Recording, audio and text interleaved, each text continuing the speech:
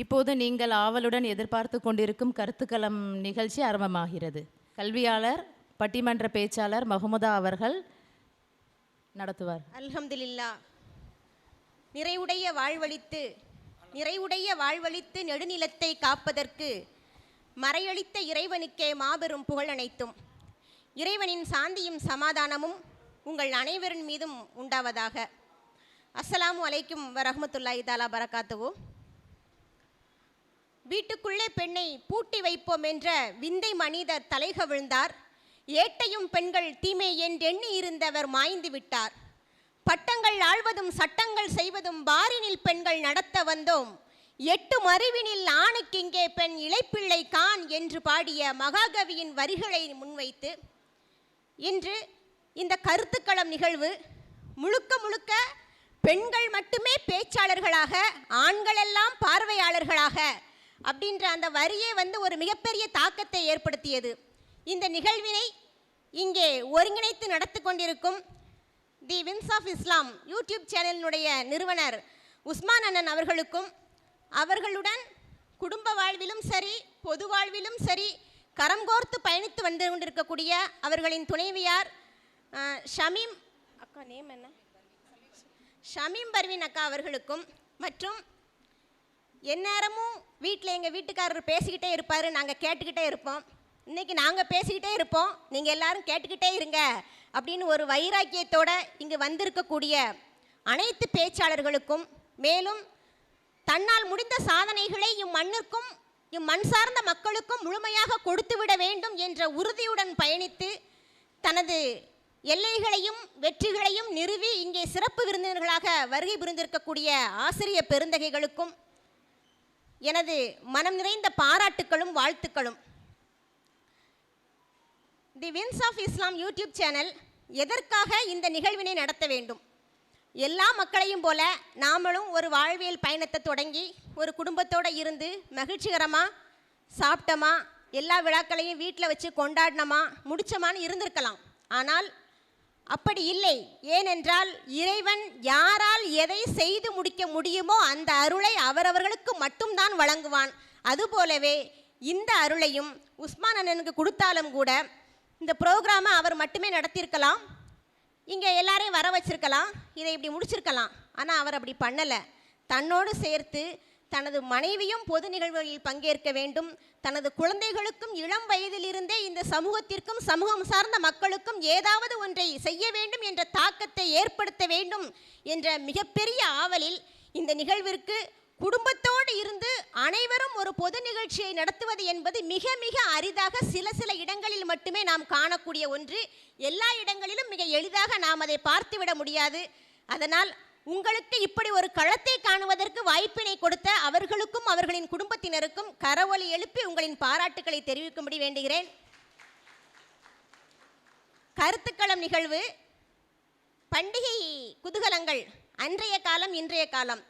சில நாட்களுக்கு முன்னால் இதை மாதிரி ஒரு மீட்டிங் நான் போயிருந்தேன். அங்கே ஒரு ஓய்வு பெற்ற நீதிபதி பேசினார்.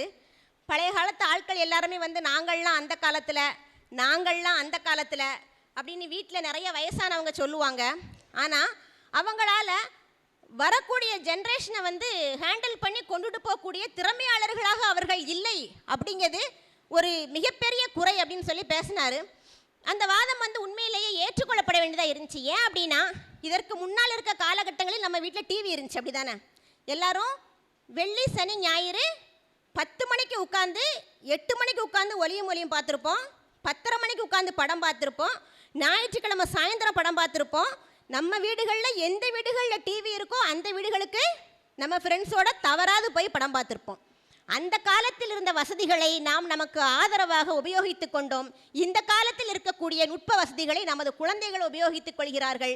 நிறைய வசதிகளை நாம் உபயோகிக்கிறோம் என்பதை தாண்டி எல்லாருமே சொல்லக்கூடிய எக்ஸாம்பிள் என்ன அப்படின்னா, நம்ம கண் இருக்குது, இதை வச்சு நல்லதும் பார்க்கலாம் கெட்டதையும் பார்க்கலாம்.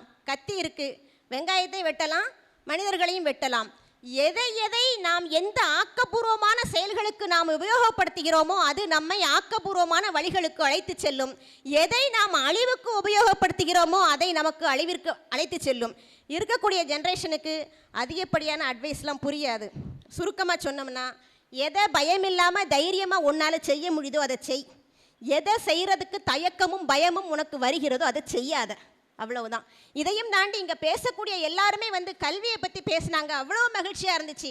ஏன்னா நிறைய பேர் அங்கங்கே முக்கியமாக வந்து முஸ்லீம் பெண்கள்லாம் வீட்டை விட்டு வெளியே வர மாட்டாங்க, படிக்க மாட்டாங்க, வைக்க மாட்டாங்க அப்படின்னு சில லூசு மாதிரி பேசிக்கிட்டு இருக்கோம். அந்த லூசு கதையெல்லாம் லூசுத்தனமாகவே ஒதுக்கிட்டு நாம் போய்கிட்டு இருக்கணும். ஏன் அப்படின்னா கல்வி என்பது மிகப்பெரிய ஆயுதம். இந்த லைப்ரரியன் மேம் சொல்லும் போதும் சரி, அந்த நகைக்கடை உரிமையாளர் அந்த அக்கா பேசும்போதும் சரி, நிறைய மொபைல் யூஸ் பண்ணுறீங்க, தவறாக யூஸ் பண்ணாதீங்க, பெற்றோருக்கு துரோகம் பண்ணாதீங்கன்னு சொன்னாங்க. ரொம்ப மறைமுகமாக சொன்னாங்க. ஓப்பனாக சொல்லப்போனால் என்ன சொன்னாங்கன்னா, யாரையும் படிக்கிற காலத்தில் லவ் பண்ணிடாதீங்க, எவனையும் நம்பி பின்னாடி போயிடாதீங்க, பாதியில் விட்டுட்டு போயிடுவான், உங்களுடைய வாழ்க்கையை வீணாக்கிறாதீங்க அப்படின்னு சொன்னாங்க. 100% உண்மை. எப்பொழுது நாம் எதை செய்வதற்காக பணிக்கப்படுகிறோமோ அப்பொழுது நாம் அதை முழுமையாக செய்தாக வேண்டும். ஏனென்றால் கல்வியும் நம்முடைய சுய பொருளாதாரமும் மிகப்பெரிய ஆயுதம். கல்வியும் சுய பொருளாதாரமும் ஒரு பெண்ணுக்கு கொடுக்கக்கூடிய பலத்தினை இந்த உலகத்தில் யாராலும் கொடுத்து விட முடியாது. மிகப்பெரிய ஆயுதம். நீங்கள் லவ் பண்ணுவீங்களோ, விரும்பிய பசங்களை கல்யாணம் பண்ணுவீங்களோ, போவீங்களோ வருவீங்களோ, வேறு சப்ஜெக்ட் அது உங்களுடைய விருப்பம். ஆனால் கல்வி உங்களின் ஆயுதம். ஆயுதத்தை தொலைத்து விட்டு நீங்கள் போருக்கு தயாராகாதீர்கள். ஆயுதங்களை கூர்மைப்படுத்தி உங்களின் வாழ்வினை செம்மைப்படுத்தி. இன்றைக்கி என்னோடய மொபைல் ரீசார்ஜ் என்னோடய சொந்த வருமானத்தில் நான் செஞ்சேன். எனக்கு தேவையான ட்ரெஸ்ஸை என்னுடைய காசுலேருந்து நான் வாங்கினேன். எங்கள் அம்மா அப்பாவுக்கு தேவையான பொருளை என்னுடைய காசுலேருந்து நான் வாங்கி கொடுத்தேன். நான் யாரையும் சாரவில்லை என்று சுய சம்பாத்தியத்தில் சுய வருமானத்தில் என்றைக்கு நீங்கள் இந்த சமூகத்தில் நிற்கின்றீர்களோ அன்றைக்கு உங்களின் வாழ்க்கை பாதையில் எல்லா முடிவுகளையும் எடுக்கக்கூடிய திறமைகளை நீங்கள் வைத்துக்கொள்ள வேண்டும் என்று கூறி இந்த கருத்துக்களம் நிகழ்விற்கு நாம் செல்லலாம் என்று நினைக்கிறேன்.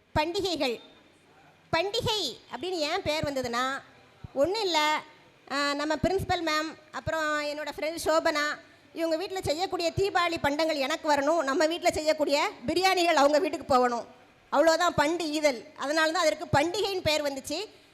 நான் கூட ரமலான் மாதம்ங்கிறதுனால ரமலானுங்க பேரை மென்ஷன் ஆகி வைப்பீங்களோன்னு நினச்சேன். இல்லை, பண்டிகைன்னு காமனாகவே வச்சது கூட மிக்க மகிழ்ச்சி. பண்டிகைகள் நமக்கு மகிழ்ச்சியை ஏற்படுத்துவதற்காக கொடுத்தது. ஆனால் மகிழ்ச்சியை ஏற்படுத்தியது அன்றைய பண்டிகைகளா இன்றைய பண்டிகைகளா? நம் பழைய ஒரு 90களில் கொண்டாடப்பட்ட பண்டிகைகள் நமக்கு மகிழ்வினை கொடுத்ததா, இல்லை இப்போ 2020க்கு அப்புறம் கொண்டாடக்கூடிய பண்டிகைகள் வந்து மகிழ்வினை கொடுத்ததா? அஸ்ஸலாமு அலைக்கும். அப்போ உள்ள 80s 90ஸில் உள்ள பண்டிகைகளை நான் பார்த்துருக்கேன். அப்போ உள்ள பண்டிகைகளை விட இப்போ உள்ள பண்டிகைகள் தான் கொஞ்சம் சந்தோஷத்தை கொடுக்குது. ஏன்னா இப்போ வந்து நிறைய பொருளாதார ரீதியாகவும் மக்கள் நிறைய முன்னேற்றத்தை வந்திருக்காங்க. அப்புறம் இன்டர்நெட் வசதி எல்லாமே இருக்குது. அந்த காலம் பண்டிகைகளில் வந்து பண்டிகைக்கு மட்டும்தான் ட்ரெஸ் எடுப்பாங்க, பண்டிகை மட்டும் அன்னைக்கு நல்ல ஃபுட்டுலாம் சமைப்பாங்க, அப்புறம் எல்லோரும் சேர்ந்துருப்பாங்க. இப்போ வந்து எப்போ வேணாலும் ட்ரெஸ் எடுத்துக்கிறதாங்க, எப்போ வேணாலும் ஃபுட்டு தயார் பண்ணி என்ன வேணாலும் ஆர்டர் பண்ணி சாப்பிட்டுக்கிறதாங்க. அதனால் இப்போ உள்ள பண்டிகைகள் தான் கொஞ்சம் நல்லா இருக்குது. நான் வந்து அப்போ உள்ள பண்டிகைகளையும் பார்த்துருக்கேன், 90ஸ்லையும் இப்போவும் பார்த்துருக்கேன். இப்போ உள்ளதான் கொஞ்சம் நல்லா இருக்குது. ஆனால் நிறைய ஃபுட்டை வேஸ்ட் பண்ணுறாங்க. இப்போது அதெல்லாம் பண்ணாமல் அதை வந்து மற்றவங்களுக்கு உதவி அது பண்ண தான் செய்தாங்க. நிறையா பேர் வேஸ்ட் பண்ணாமல் அதை மற்றவங்களுக்கும் கொடுக்கணும். அதே மாதிரி நிறைய தர்மமும் பண்ணணும். ரசூல்லா வந்து அப்படி தான் சொல்லிட்டு போயிருக்காங்க. அளவுக்கு அதிகமாக எதையும் நம்ம யூஸ் பண்ணாலே அது வந்து ஹராம். அதாவது ஆடையாக இருந்தாலும் சரி, உணவாக இருந்தாலும் சரி, நம்ம இருப்பிடமாக இருந்தாலும் சரி, எல்லாமே நம்ம தேவைக்கு தான் யூஸ் பண்ணணும். அது வந்து நிறைய தெரிஞ்சிருக்காங்க இப்போ மக்கள். அதனால் அதை வந்து இப்போ உள்ள பண்டிகைகள் தான் சந்தோஷத்தை கொடுக்குது. அஸ்ஸலாமு அலைக்கும். என்னோட கணிப்புப்படி நான் வந்து கேள்விப்பட்ட வரைக்கும் அன்றைய பண்டிகைகளாம் இன்றைய பண்டிகைகளாம் பார்த்தா நீங்கள் சொன்ன மாதிரி அன்றைய பண்டிகைகள் தான். ஏன்னா பண்டிகைனாலே அதோட பொருள் வந்து நம்ம ஒன்று செஞ்சு அடுத்தவங்களுக்கு கொடுக்குறது. ஆனால் இன்றைய காலத்தில் நம்ம என்ன பண்ணுறோம், வீட்டில் இருந்தே ஆர்டர் போட்டு அவங்க அட்ரஸ்க்கு நம்ம கொடுக்குற மாதிரி ஏற்பாடு பண்ணியிருந்தோம். கொடுக்கணுங்கிறது மட்டும் தான் நம்ம எண்ணத்தில் இருக்கே தவிர அதை நம்ம கையால் செஞ்சு கொடுக்கணுங்கிற எண்ணம் அந்த காலத்தில் தான் இருந்ததே தவிர இந்த காலத்தில் இல்லைங்கிறது என்னோட கணிப்பு. இவங்க என்ன சொல்லிட்டாங்க அப்படின்னா, நீங்கள் பக்கத்துல வீட்டுக்காரங்களுக்கே வந்து ஒரு நிமிஷம் தான், 2 பேரும் அம்மா மக. இவங்க வந்து அன்றைய காலம், இது வந்து இன்றைய காலம்னு சொல்கிறாங்க. இது ரொம்ப நல்லா இருக்குண்ணே. நீங்கள் பக்கத்து வீட்டுக்காரவங்களுக்கு வாட்ஸ்அப்லேயே வந்து வாழ்த்து சொல்லிட்டு வீட்டில் உட்காந்துக்கிறீங்க. அதனால வந்து எனக்கு அப்போ உள்ள பண்டிகைகள் தான் நல்லா இருந்துச்சுங்காங்க. அவங்க அம்மா என்ன ஃபீல் பண்ணிட்டாங்கன்னா, இதுக்கு முன்னாடி 5 கிலோமீட்டர் ஜவுளி கடைக்கு போவேன், இப்போ பக்கத்தில் இருக்குது, ஆன்லைனில் ஆர்டர் போட்டு வாங்கிக்கிடுவேன், அந்த பிரச்சனைகள் இல்லாமல் போச்சு அப்படின்னு சொல்லிட்டாங்க. சரியா? இந்த தலைப்பில் யாரும் அடுத்த கருத்து? என்கிட்ட கேட்டிங்கன்னா நான் வந்து அன்றைய காலத்தில் தான் வந்து பண்டிகை குல சிறப்புன்னு சொல்லுவேன். ஏன்னா ஒரு குடும்பத்தோடு சேர்ந்து கொண்டாடுறது தான் பண்டிகை. ஆனால் இன்றைக்கி வெளியூர்களில் வேலை பார்க்கக்கூடிய கணவர்களோ மகன்கள் பிள்ளை யாராக இருந்தாலும் குடும்பத்தில் ஒரு உறுப்பினரை விட்டுட்டு தான் நம்ம என்ன செய்கிறோம், கொண்டாடுறோம். பிள்ளைங்களுக்கு அவங்களுடைய தகப்பனே இல்லாமல் தான் கொண்டாடுறாங்க. அப்போ எப்படி அது முழுமையான பண்டிகையாக இருக்க முடியும்? அந்த காலத்தில் குடும்பத்தோடு சேர்ந்தாலும் நீங்கள் கஞ்சி குடித்தாலும் நிம்மதியாக குடிச்சிங்க. இப்போ நீங்கள் பிரியாணி சாப்பிட்டாலும் அதில் ஒரு முழுமையான சந்தோஷம் இல்லை. இது என்னுடைய கருத்து. அக்காவோட ஹஸ்பண்ட் எங்கே இருக்காங்க? ஆதங்கம் தெரிஞ்சிச்சு பேசுறதுல. அஸ்ஸலாமு அலைக்கும் வரஹ்மத்துல்லாஹி பரகாத்துஹு. இந்த ஃபங்க்ஷனை வந்து ஆர்கனைஸ் பண்ண எல்லாருக்கும் ரொம்ப நன்றி. அதில் ஷமி மேம் அவங்களுடைய ஹஸ்பண்ட் 2 பேருக்கும் என்னுடைய நன்றி. உங்கள் அனைவரையும் பார்த்ததில் அதை விட ரொம்ப சந்தோஷம். இந்த மாதிரி ஒரு நல்ல ஆப்பர்ச்சுனிட்டி எனக்கு தந்ததுக்கு ரொம்ப தேங்க்ஸ். இன்றைய பண்டிகையா அன்றைய பண்டிகையான்னு கேட்டோன்னா, நான் சிறு வயதிலேருந்து ரொம்ப விரும்பி சந்தோஷப்பட்ட பண்டிகைன்னா அன்றைய பண்டிகைன்னு தான் சொல்லுவேன். ஏன்னா பொருளாதார ரீதியில் வந்து பொருளாதாரம் அப்போ நம்மளுக்கு இருக்குது இல்லை அப்படிங்கலாமல் குடும்பத்தோடு சேர்ந்து நம்ம சந்தோஷமாக கொண்டாடின ஒரு பண்டிகைனா அது அன்றைய பண்டிகை தான். இன்றைய பண்டிகை வந்து எப்படின்னா ரொம்ப என்ன சொல்கிறது, குடும்பங்களை ரொம்ப மிஸ் பண்ணுறோம். ஃபேமிலி எல்லாருமே வந்து இப்போ நம்ம வந்து ஒரு பக்கத்தில் நம்ம இருந்து அப்போ வந்து அம்மா அப்பா பெரியம்மா பெரியப்பா எல்லோரும் ஒன்றா சேர்ந்து வீட்டில் வந்து எல்லா சாப்பாடுகளையும் சமைச்சி நம்ம சாப்பிட்டு அந்த மாதிரி ஒரு சிறப்பான பண்டிகையை வீடுகளே நம்ம செஞ்சு சாப்பிட்டு சந்தோஷமாக என்ஜாய் பண்ணோம். ஆனால் இப்போ உள்ள பண்டிகையில் வந்து எல்லாருமே ரொம்ப மிஸ் பண்ணுறோம். ஒரு வாழ்த்து சொல்லக்கூட நம்ம ஃபோனில் தான் அவங்களுக்கு வாழ்த்து சொல்கிறோம். அவங்க கூட போய் நம்ம இருந்து பண்டிகையை கொண்டாடலை. அப்படி பார்த்தா நம்மளுக்கு வந்து அன்றைய பண்டிகை சிறப்பான பண்டிகைன்னு எனக்கு தோணுது. அஸ்ஸலாமு அலைக்கும் வரஹ்மத்துல்லாஹி வபரகாத்துஹு. அன்றைய காலத்தில் எல்லாருமே என்ன செஞ்சாங்க, எல்லோரும் சேர்ந்து கொண்டாடினாங்க பெருநாள். இப்போ எப்படி இருந்தால் ஊருக்கு 2 பெருநாள் ஆயிடுச்சு. வீட்டுக்கு வந்து எல்லோரும் ஒன்றா கொண்டாடுறவங்க இப்போ வீட்டுக்கு தனித்தனியாக கொண்டாட ஆரம்பிச்சிட்டாங்க. அப்போ இதில் எப்படி சந்தோஷம் கிடைக்கும்? ஆக நம்ம வந்து அந்த கருத்தை வந்து கரெக்டான முறையில் ஃபாலோ பண்ணி எது கரெக்டானதுன்னு சொல்லிட்டு நம்ம என்ன செய்யணும், தீர்க்க விசாரித்து நம்ம என்ன செய்யணும், பெருநாள் கொண்டாடணும். அதே இப்போ வந்து நமக்கு என்னது 2 விதமாக ஆயிடுச்சு. எல்லாருமே வந்து அந்த காலத்து பண்டிகைகளை பற்றி தான் நல்லா இருக்குன்னு சொல்லியிருக்கீங்க. அஸ்ஸலாமு அலைக்கும் வரஹ்மத்துல்லாஹி தஆலா பரகாத்துஹு. என்னோட கருத்துப்படி பார்த்தீங்கன்னா அன்றைய காலத்து பண்டிகை தான் வந்து ரொம்ப சிறப்பு மிக்க பண்டிகையாக இருந்தது. ஏன்னா இந்த ஃபோன் வந்து நம்மளை வந்து ரொம்ப கெடுத்துருச்சுன்னு தான் சொல்லணும். அந்த காலத்தில் வந்து அதை ட்ரெஸ் எடுத்துட்டோம் அப்படின்னா எல்லாத்துலேயும் போய் காமிச்சிட்டு வருவோம். எங்கள் அப்பா அம்மா தாத்தா பாட்டி எல்லாத்துலேயும் போய் நம்ம புது ட்ரெஸ் போட்டிருக்கோம்னு சொல்லிட்டு எல்லாத்துலேயும் போய் காமிச்சிட்டு வருவோம். நல்லபடியாக நம்ம சொந்த பந்தங்களோட நெருங்கி நல்ல ஒரு சந்தோஷமாக வந்து இருந்தோம். ஆனால் இந்த காலத்தில் வந்து எப்படின்னா பொருளாதார நிதியும் நம்ம வந்து நல்ல வளர்ச்சியாக தான் இருக்கோம். ஆனால் மனசில் சந்தோஷமாக இருக்கோம் அப்படின்னா கொஞ்சம் கேள்விக்குறியாக தான் இருக்குங்கிறது நான் சொல்ல விரும்புகிறேன். மேலும் வந்து இந்த பண்டிகையுடைய நோக்கம் என்னது அப்படின்னா நம்ம எல்லாருமே வந்து அந்த அன்னைக்கு கொஞ்சம் சந்தோஷமாக இருக்கணும் அப்படின்னு தான். இந்த ரமலான் வந்து எதுக்கு நமக்கு வந்து கடமையாக்கப்பட்டிருக்கு, ஏழைகளுடைய அந்த பசியை வந்து நம்ம உணரணும் அப்படிங்கிறதுக்காக தான் நமக்கு வந்து இந்த ரமலான் வந்து கடமையாக்கப்பட்டிருக்கு. அதை வந்து நம்ம உணர்ந்து இந்த நோன்புகள் முடியும் போது அந்த பெருநாள் அந்த பண்டிகை அன்னைக்கு வந்து நம்ம சதக்கத்துல் ஃபித்ர் அப்படிங்கிறத கொடுக்கறத நம்ம ரசூல்லா வந்து நமக்கு கடமையாக்கியிருக்காங்க. அந்த சதக்கத்துல் ஃபித்ர் அன்னைக்கு பிறந்த குழந்தை முதல்ல நம்ம குடும்பத்தில் வாழக்கூடிய எல்லா நபர்களுக்கும் நம்முடைய உலமாக்கள் சொன்ன மாதிரி நம்ம அந்த அளவுப்படி நம்ம வந்து சதக்கத்துல் ஃபித்ர் கொடுத்துட்டு தான் நம்ம பெருநாள் தொழுகவே தொலை போகணும் அப்படிங்கிறது தான் நமக்கு இஸ்லாம் வந்து கற்றுத்தருது. ஏன் அந்த சதக்கத்துல் ஃபித்ரை கொடுத்துட்டு தான் தொலை போகணும் அப்படின்னு சொல்கிறாங்கன்னா அன்னைக்கு கூட எந்த வீட்லையும் வந்து சாப்பாடு செய்யாமல் இருந்துடக்கூடாது, அதை எந்த வீட்லையும் பட்னையாக இருந்துடக்கூடாதுன்னு நமக்கு வந்து இஸ்லாம் வந்து வலியுறுத்தி நமக்கு வந்து அந்த ஃபித்ரை வந்து கண்டிப்பாக கொடுத்துட்டு தான் தொலை போகணும்னு சொல்கிறாங்க. அதே மாதிரி வந்து அதை யாருக்கெல்லாம் கொடுக்கணும், ரொம்ப கஷ்டப்பட்டவங்க ஏழைகளுக்கு தான் அந்த தர்மத்தை வந்து நம்ம கொடுக்கணும். உறவினர்களே ரொம்ப கஷ்டப்பட்டவங்க இருந்தாங்கன்னா நெருங்கிய சொந்தக்காரங்களுக்கு தான் அந்த தர்மத்தை வந்து நம்ம கொடுக்கணும். இதுதான் நம்ம பண்டிகையுடைய நோக்கமாக இருக்குது. மேலும் வந்து அந்த காலகட்டத்தில் தான் உண்மையிலே வந்து மகிழ்ச்சி வந்து அதிகமாக வெளிப்பட்டுச்சு. இப்போ வந்து ஃபோனில் நீங்கள் சொன்ன மாதிரி வாட்ஸ்அப்பில் பெருநாள் வாழ்த்துக்களோ பண்டிகை வாழ்த்துக்களோ சொல்லி நம்மளுடைய இதை வந்து முடிச்சிடுறோம். அது எப்பேற்பட்ட சொந்தங்களாக இருந்தாலும் சரி. அன்றைய காலகட்டத்தில் நம்ம சொன்ன மாதிரி விருந்து வந்து அப்படி ஏற்பாடு பண்ணி எல்லாருமா சேர்ந்து வேலை பார்த்து எல்லாருமா சாப்பிடுவோம், சந்தோஷமாக இருக்கும். ஆனால் இப்போ வந்து எல்லாருமே அப்படி தான் என்ன உட்பட வந்து ஆர்டர் பண்ணிவிட்டு சாமி இருந்துருதோம். இதுதான் வந்து இப்போ நடந்துட்டு இருக்கக்கூடிய ஒரு இது. மேலும் வந்து அந்த பண்டிகை அன்னைக்காவது நம்ம வந்து சமைச்சு நம்மளுடைய குழந்தைகள் கணவருக்கு வந்து நம்ம கொடுத்து சாப்பிடணும் அப்படிங்கிறத நம்ம மனசில் வந்து வச்சுக்கிடணும். அன்றைய கால பண்டிகை தான் ரொம்ப சிறப்பு வாய்ந்தது அப்படிங்கிறத என் கருத்தை தெரிவிச்சுக்கிறேன். அஸ்ஸலாமு அலைக்கும் வரஹ்மத்துல்லாஹி. எல்லாருமே இதில் முக்கியமாக சொன்னது என்ன அப்படின்னா, விருந்தோம்பல் குறைஞ்சிருச்சு. நாம் வீட்டில இருந்து செஞ்சு எல்லாருக்கும் எல்லாமே கொடுத்துக்கிட்டு இருந்தோம், இப்போ கொடுக்குறேன். நல்ல ஞாபகம் இருக்குது, இந்த பெருநாள் வரும்போது புது ட்ரெஸ் போட்டோன்னு எங்கள் அம்மா கண்ணாடி பார்க்க விட மாட்டாங்க. எங்கள் அத்தாவோட அத்தா அவங்கக்கிட்ட தான் முதல்ல போகணும், முதல்ல அங்கே போய் காட்டிட்டு வரணும் அப்படிங்கிற வழக்கம் இருந்தது. இப்போ வரைக்கும் எங்கள் வீட்டில் அந்த நடைமுறை வந்து இருந்துக்கிட்டு இருக்கு. ஏன்னா அவங்க சொன்னது அதை அப்படி ஃபாலோ பண்ணிக்கிட்டு வரோம். ஆனால் இன்றைக்கி வந்து இவங்க என்ன சொன்னாங்க அப்படின்னா, ஒருத்தர் வீட்டில் உள்ளவங்க ஒரு இடத்துல இருக்கீங்க, அந்த மகிழ்ச்சி வந்து இல்லை அப்படின்னாங்க. இதில் வந்து அதிகம் பாதிக்கப்படக்கூடியது இஸ்லாமிய சமூகத்தை சார்ந்த பெண்களாக இருப்பீர்கள் அப்படின்ற பெரிய நம்பிக்கை இருக்குது. ஏன்னா அப்பப்போ வீட்டில் செய்கிறதுலேருந்து உடுத்துகிற துணிகள்லேருந்து எல்லாமே வீடியோ காலிலே வந்து இது பண்ணிட்டாங்க. எனக்கு நிறைய இடங்களில் நிறைய பேர் சொல்லும்போது, வீட்டில் நீங்கள் பேரண்ட் எல்லாம் மொபைல் யூஸ் பண்ணாதீங்க, அதான் பிள்ளைங்க யூஸ் பண்ணுறாங்க. ஏமா எங்கள் வாழ்க்கையை அதில் தான் கழிஞ்சிக்கிட்டு இருக்கு, இதில் மொபைல் யூஸ் பண்ணாமல் எங்கே அப்படின்லாம் தோணும் நிறையா. அடுத்ததா அன்றைய பண்டிகைகள் இன்றைய பண்டிகைகள் இதில் பொருளாதார நெருக்கடியை கொடுத்தது எது? அன்னைக்கு இருக்கக்கூடிய காலகட்டத்தில் உள்ள பண்டிகைகள் பொருளாதார நெருக்கடியை கொடுத்ததா, இன்றைக்கு இருக்கக்கூடிய பண்டிகைகள் பொருளாதார நெருக்கடிகள்? தலைப்பை நல்லா கவனிச்சுக்கோங்க. பொருளாதார நெருக்கடி, பணம் சார்ந்து வந்த பிரச்சனைகள் என்ன, அதை அப்போ இப்போ கம்பேர் பண்ணி சொல்லுங்கள். அஸ்ஸலாமு அலைக்கும். அன்னைக்கு பொருளாதார நெருக்கடியாக தான் இருந்தது, ஆனால் சந்தோஷத்தை கொடுத்தது.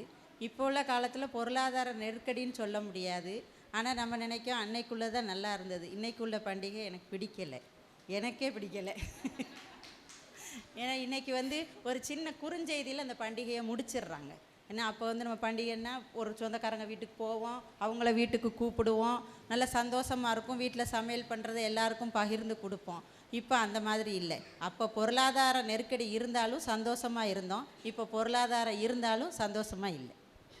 அக்கா என்ன சொல்லிட்டாங்கன்னா, பணத்தை வச்சு நீங்கள் மகிழ்ச்சி விலைக்கு வாங்கவே முடியாது அப்படின்னு சுருக்கமாக சொல்லியிருக்காங்க. அஸ்ஸலாமு அலைக்கும் வரஹ்மத்துல்லாஹி வபரகாத்துஹு. ஆனால் அந்த காலத்தில் உள்ள பண்டிகை தான் சிறப்பாக இருந்தது. இந்த சமையல் பண்ணதுலேருந்து எல்லாமே அதுதான்.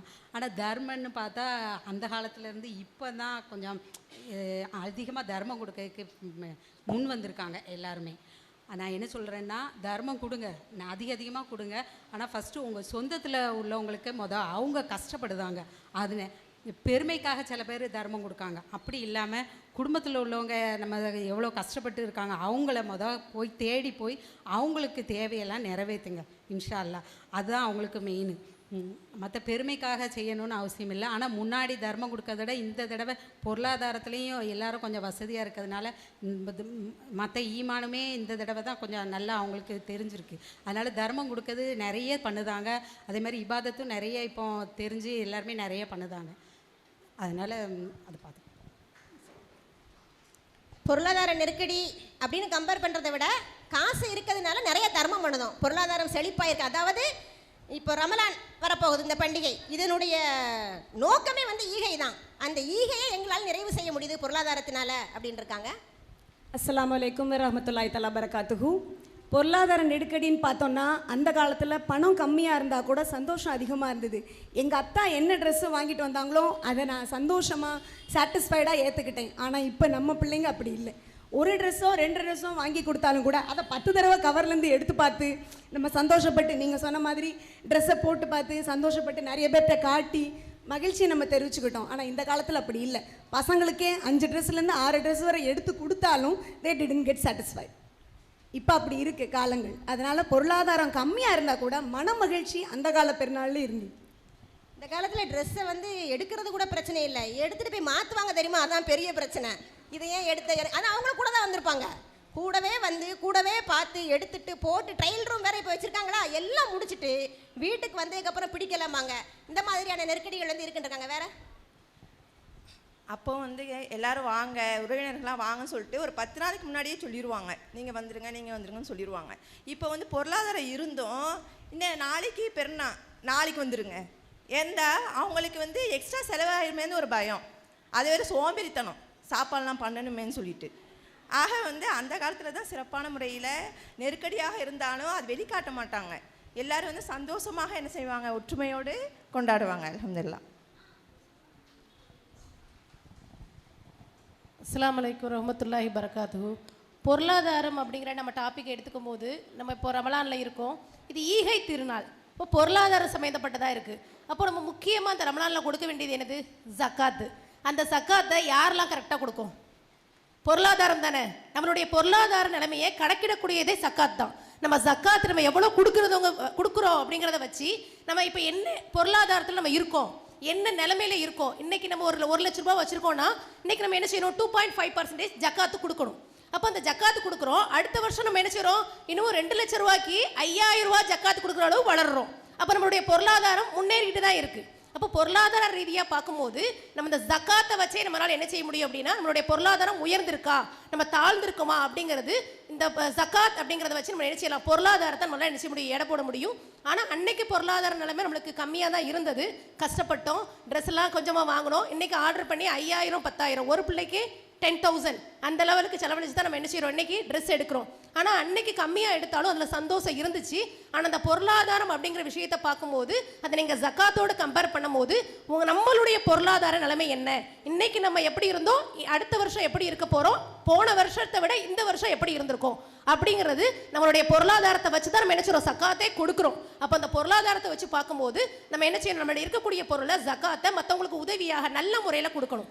அதாவது 5 ரூபா 10 ரூபா கொடுக்கறது ஜக்காத் கிடையாது, அப்படிதானே? தர்மம் கிடையாது. அது ஜக்காத்துனால நம்ம இன்னைக்கு ஒருத்தருக்கு நம்ம ஜக்காத் கொடுக்கும் அப்படின்னா அடுத்த வருஷம் என்ன செய்யணும்? அவங்க அந்த பொருளாதாரத்தின் வளர்ச்சி அடைஞ்சு அவங்க அடுத்த வருஷம் என்ன செய்யணும்? இன்ஷா அல்லாஹ் ஜக்காத் கொடுக்கக்கூடிய அளவுக்கு என்ன செய்யணும்? அவங்களுடைய பொருளாதாரம் வளரணும். அதுதான் அல்லாஹ் தஆலா இந்த நம்மளுடைய ஈகை திருநாளில் என்ன செய்யறான்? சொல்றான், கொடுங்க, உங்களுடைய பணத்தை கொடுங்க. யாருக்கெல்லாம் கொடுக்கலாம்? ஏழைகளுக்கு கொடுங்க, யார் ஜக்காத்தை வசூலிக்கக்கூடியவங்களுக்கு கொடுங்க, யார் கடனாளியாக இருக்காங்களோ அவங்களுக்கு கொடுங்க.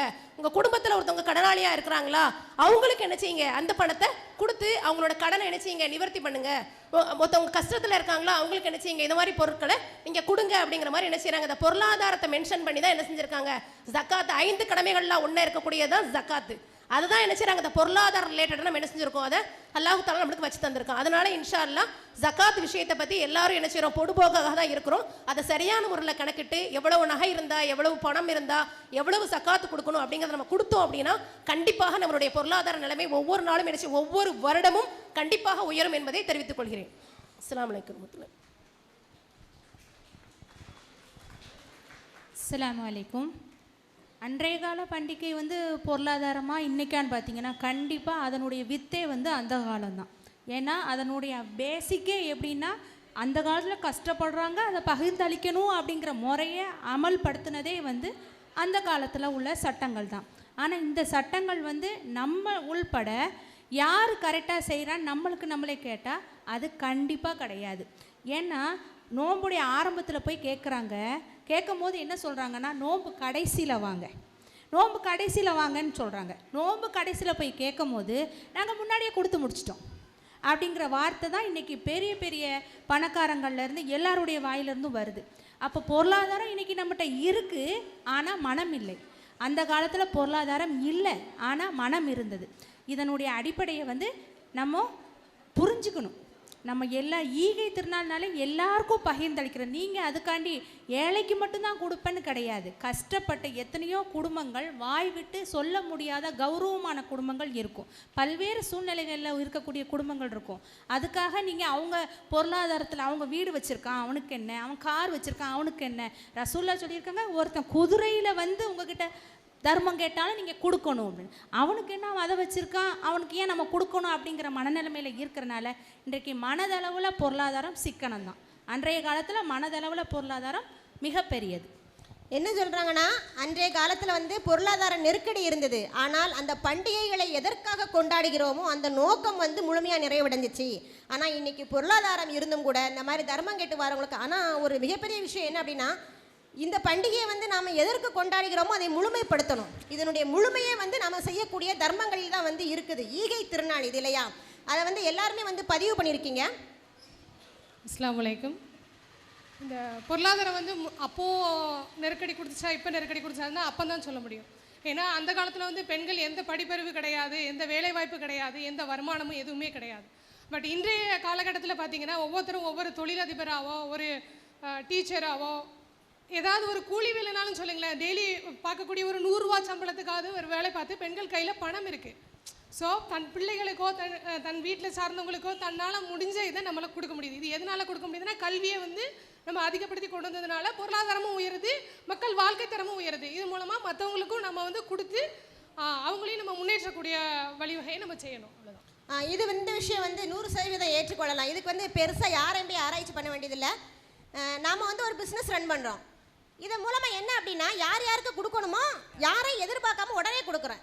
கொடுத்துட்டு என் கணவருக்கு நான் ஃபார்வர்ட் பண்ணுறேன், இவங்களுக்கு நான் இதை கொடுத்துட்டேன். ஸோ கல்வியும் பொருளாதாரமும் வளரும்போது யாரையும் எதிர்பார்த்து நம்ம நிற்க தேவையில்லாமல் நாம் இந்த பண்டிகையினுடைய மகிழ்ச்சியை கூட அதை உடனடியாக நாம் முழுமையடைகிறதுக்கு வசதியாக இருக்குது. இவங்க சொன்ன மாதிரி இந்த கடைசி நோம்புக்கு வாங்க, நோம்பு பின்னால் வாங்க, அதெல்லாம் இல்லை. மனசில் நம்மளும் நோம்பு வைக்கிறோம், நமக்கும் பண்டிகை வருது, ட்ரெஸ் எடுத்துட்டோம், அவங்களுக்கும் அந்த மாதிரி நோக்கங்கள் இருக்கும்ல, இதை நம்ம முதல்ல கொடுக்கணும். கொடுத்தா தான் அவங்களுடைய தேவைகளை இந்த நாளில் நிறைவு செய்ய முடியும் அப்படின்ற எண்ணங்கள் வந்து இன்றைக்கு இருக்க மக்கள் மத்தியில் மிக குறைவாக இருக்குது அப்படின்றத பதிவு பண்ணியிருக்காங்க. அடுத்த கொஸ்டின் ரொம்ப முக்கியமான கொஸ்டின். அன்றைய பண்டிகைகள் குழந்தைகளுக்கு மகிழ்ச்சியை கொடுத்ததா, இன்றைய பண்டிகைகள் குழந்தைக்கு மகிழ்ச்சியை கொடுக்கின்றதா? இதுக்கு குழந்தைங்கள் பேசினா நல்லா இருக்கும்.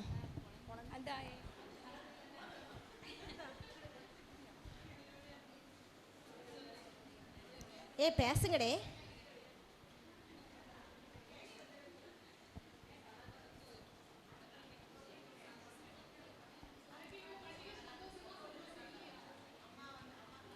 இப்போ ரம்ஜான் பெருநாள் வருதுல்ல, சந்தோஷமா இருக்கா சந்தோஷமா இல்லையா? சந்தோஷமா இருக்கு. ஏன் சந்தோஷமா இருக்கு? அம்மா புது புது ட்ரெஸ் எல்லாம் வாங்கி தருவாங்க. இதுக்கு மட்டும்தான் புது ட்ரெஸ் வாங்கி தராங்களா? இல்லை, எல்லாத்துக்குமே வாங்கி தருவாங்க. அப்போ ஏன் இப்போ மட்டும் சந்தோஷமா இருக்கு? இப்போ வந்து எல்லாருமே நாங்கள் கொண்டாடுவோம், மகிழ்ச்சியோடு இருக்கு. Very good. அப்போ வந்து நீங்கள் மட்டும் புது ட்ரெஸ் போடுவீங்க, மற்ற நேரம் இந்த நேரம் எல்லாரும் புது ட்ரெஸ் போடுவாங்க. அதனால எல்லாருமே கொண்டாடுறதுனால எனக்கு மகிழ்ச்சியாக இருக்கு, சந்தோஷமா இருக்கு, மகிழ்ச்சியாக இருக்குன்ட்டாங்க. அடுத்து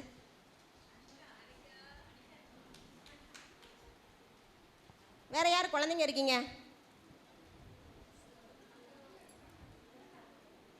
பேசுங்க, மைக் வாங்க. அன்றைய குழந்தை ஒருத்தவங்க இருக்காங்க, பேசுவாங்க. ஏன்னா நம்மளாம் அந்த காலத்தில் குழந்தைகள் தானே. அன்றைக்கெலாம் நம்ம வந்து சந்தோஷமாக தான் இருந்தோம். பெருந்தானா காலையிலேயே வந்துட்டு எல்லாரும் நம்மளை வந்து எழுப்பி விடுவாங்க. அது பேர் அவங்களுக்கு சொல்லித்தரல. பக்கீர்ஸாக வந்து கொட்டடிச்சு நம்மளெல்லாம் எழுப்புவாப்ல. நம்ம இன்றைக்கி வந்து மொபைலில் வந்து அலாரம் வச்சு அப்படியே எந்திக்கிறோம். அதுக்கும் மேலே நம்ம அம்மா இருப்பாங்க பாருங்கள், பயோ கிளாக் மாதிரி.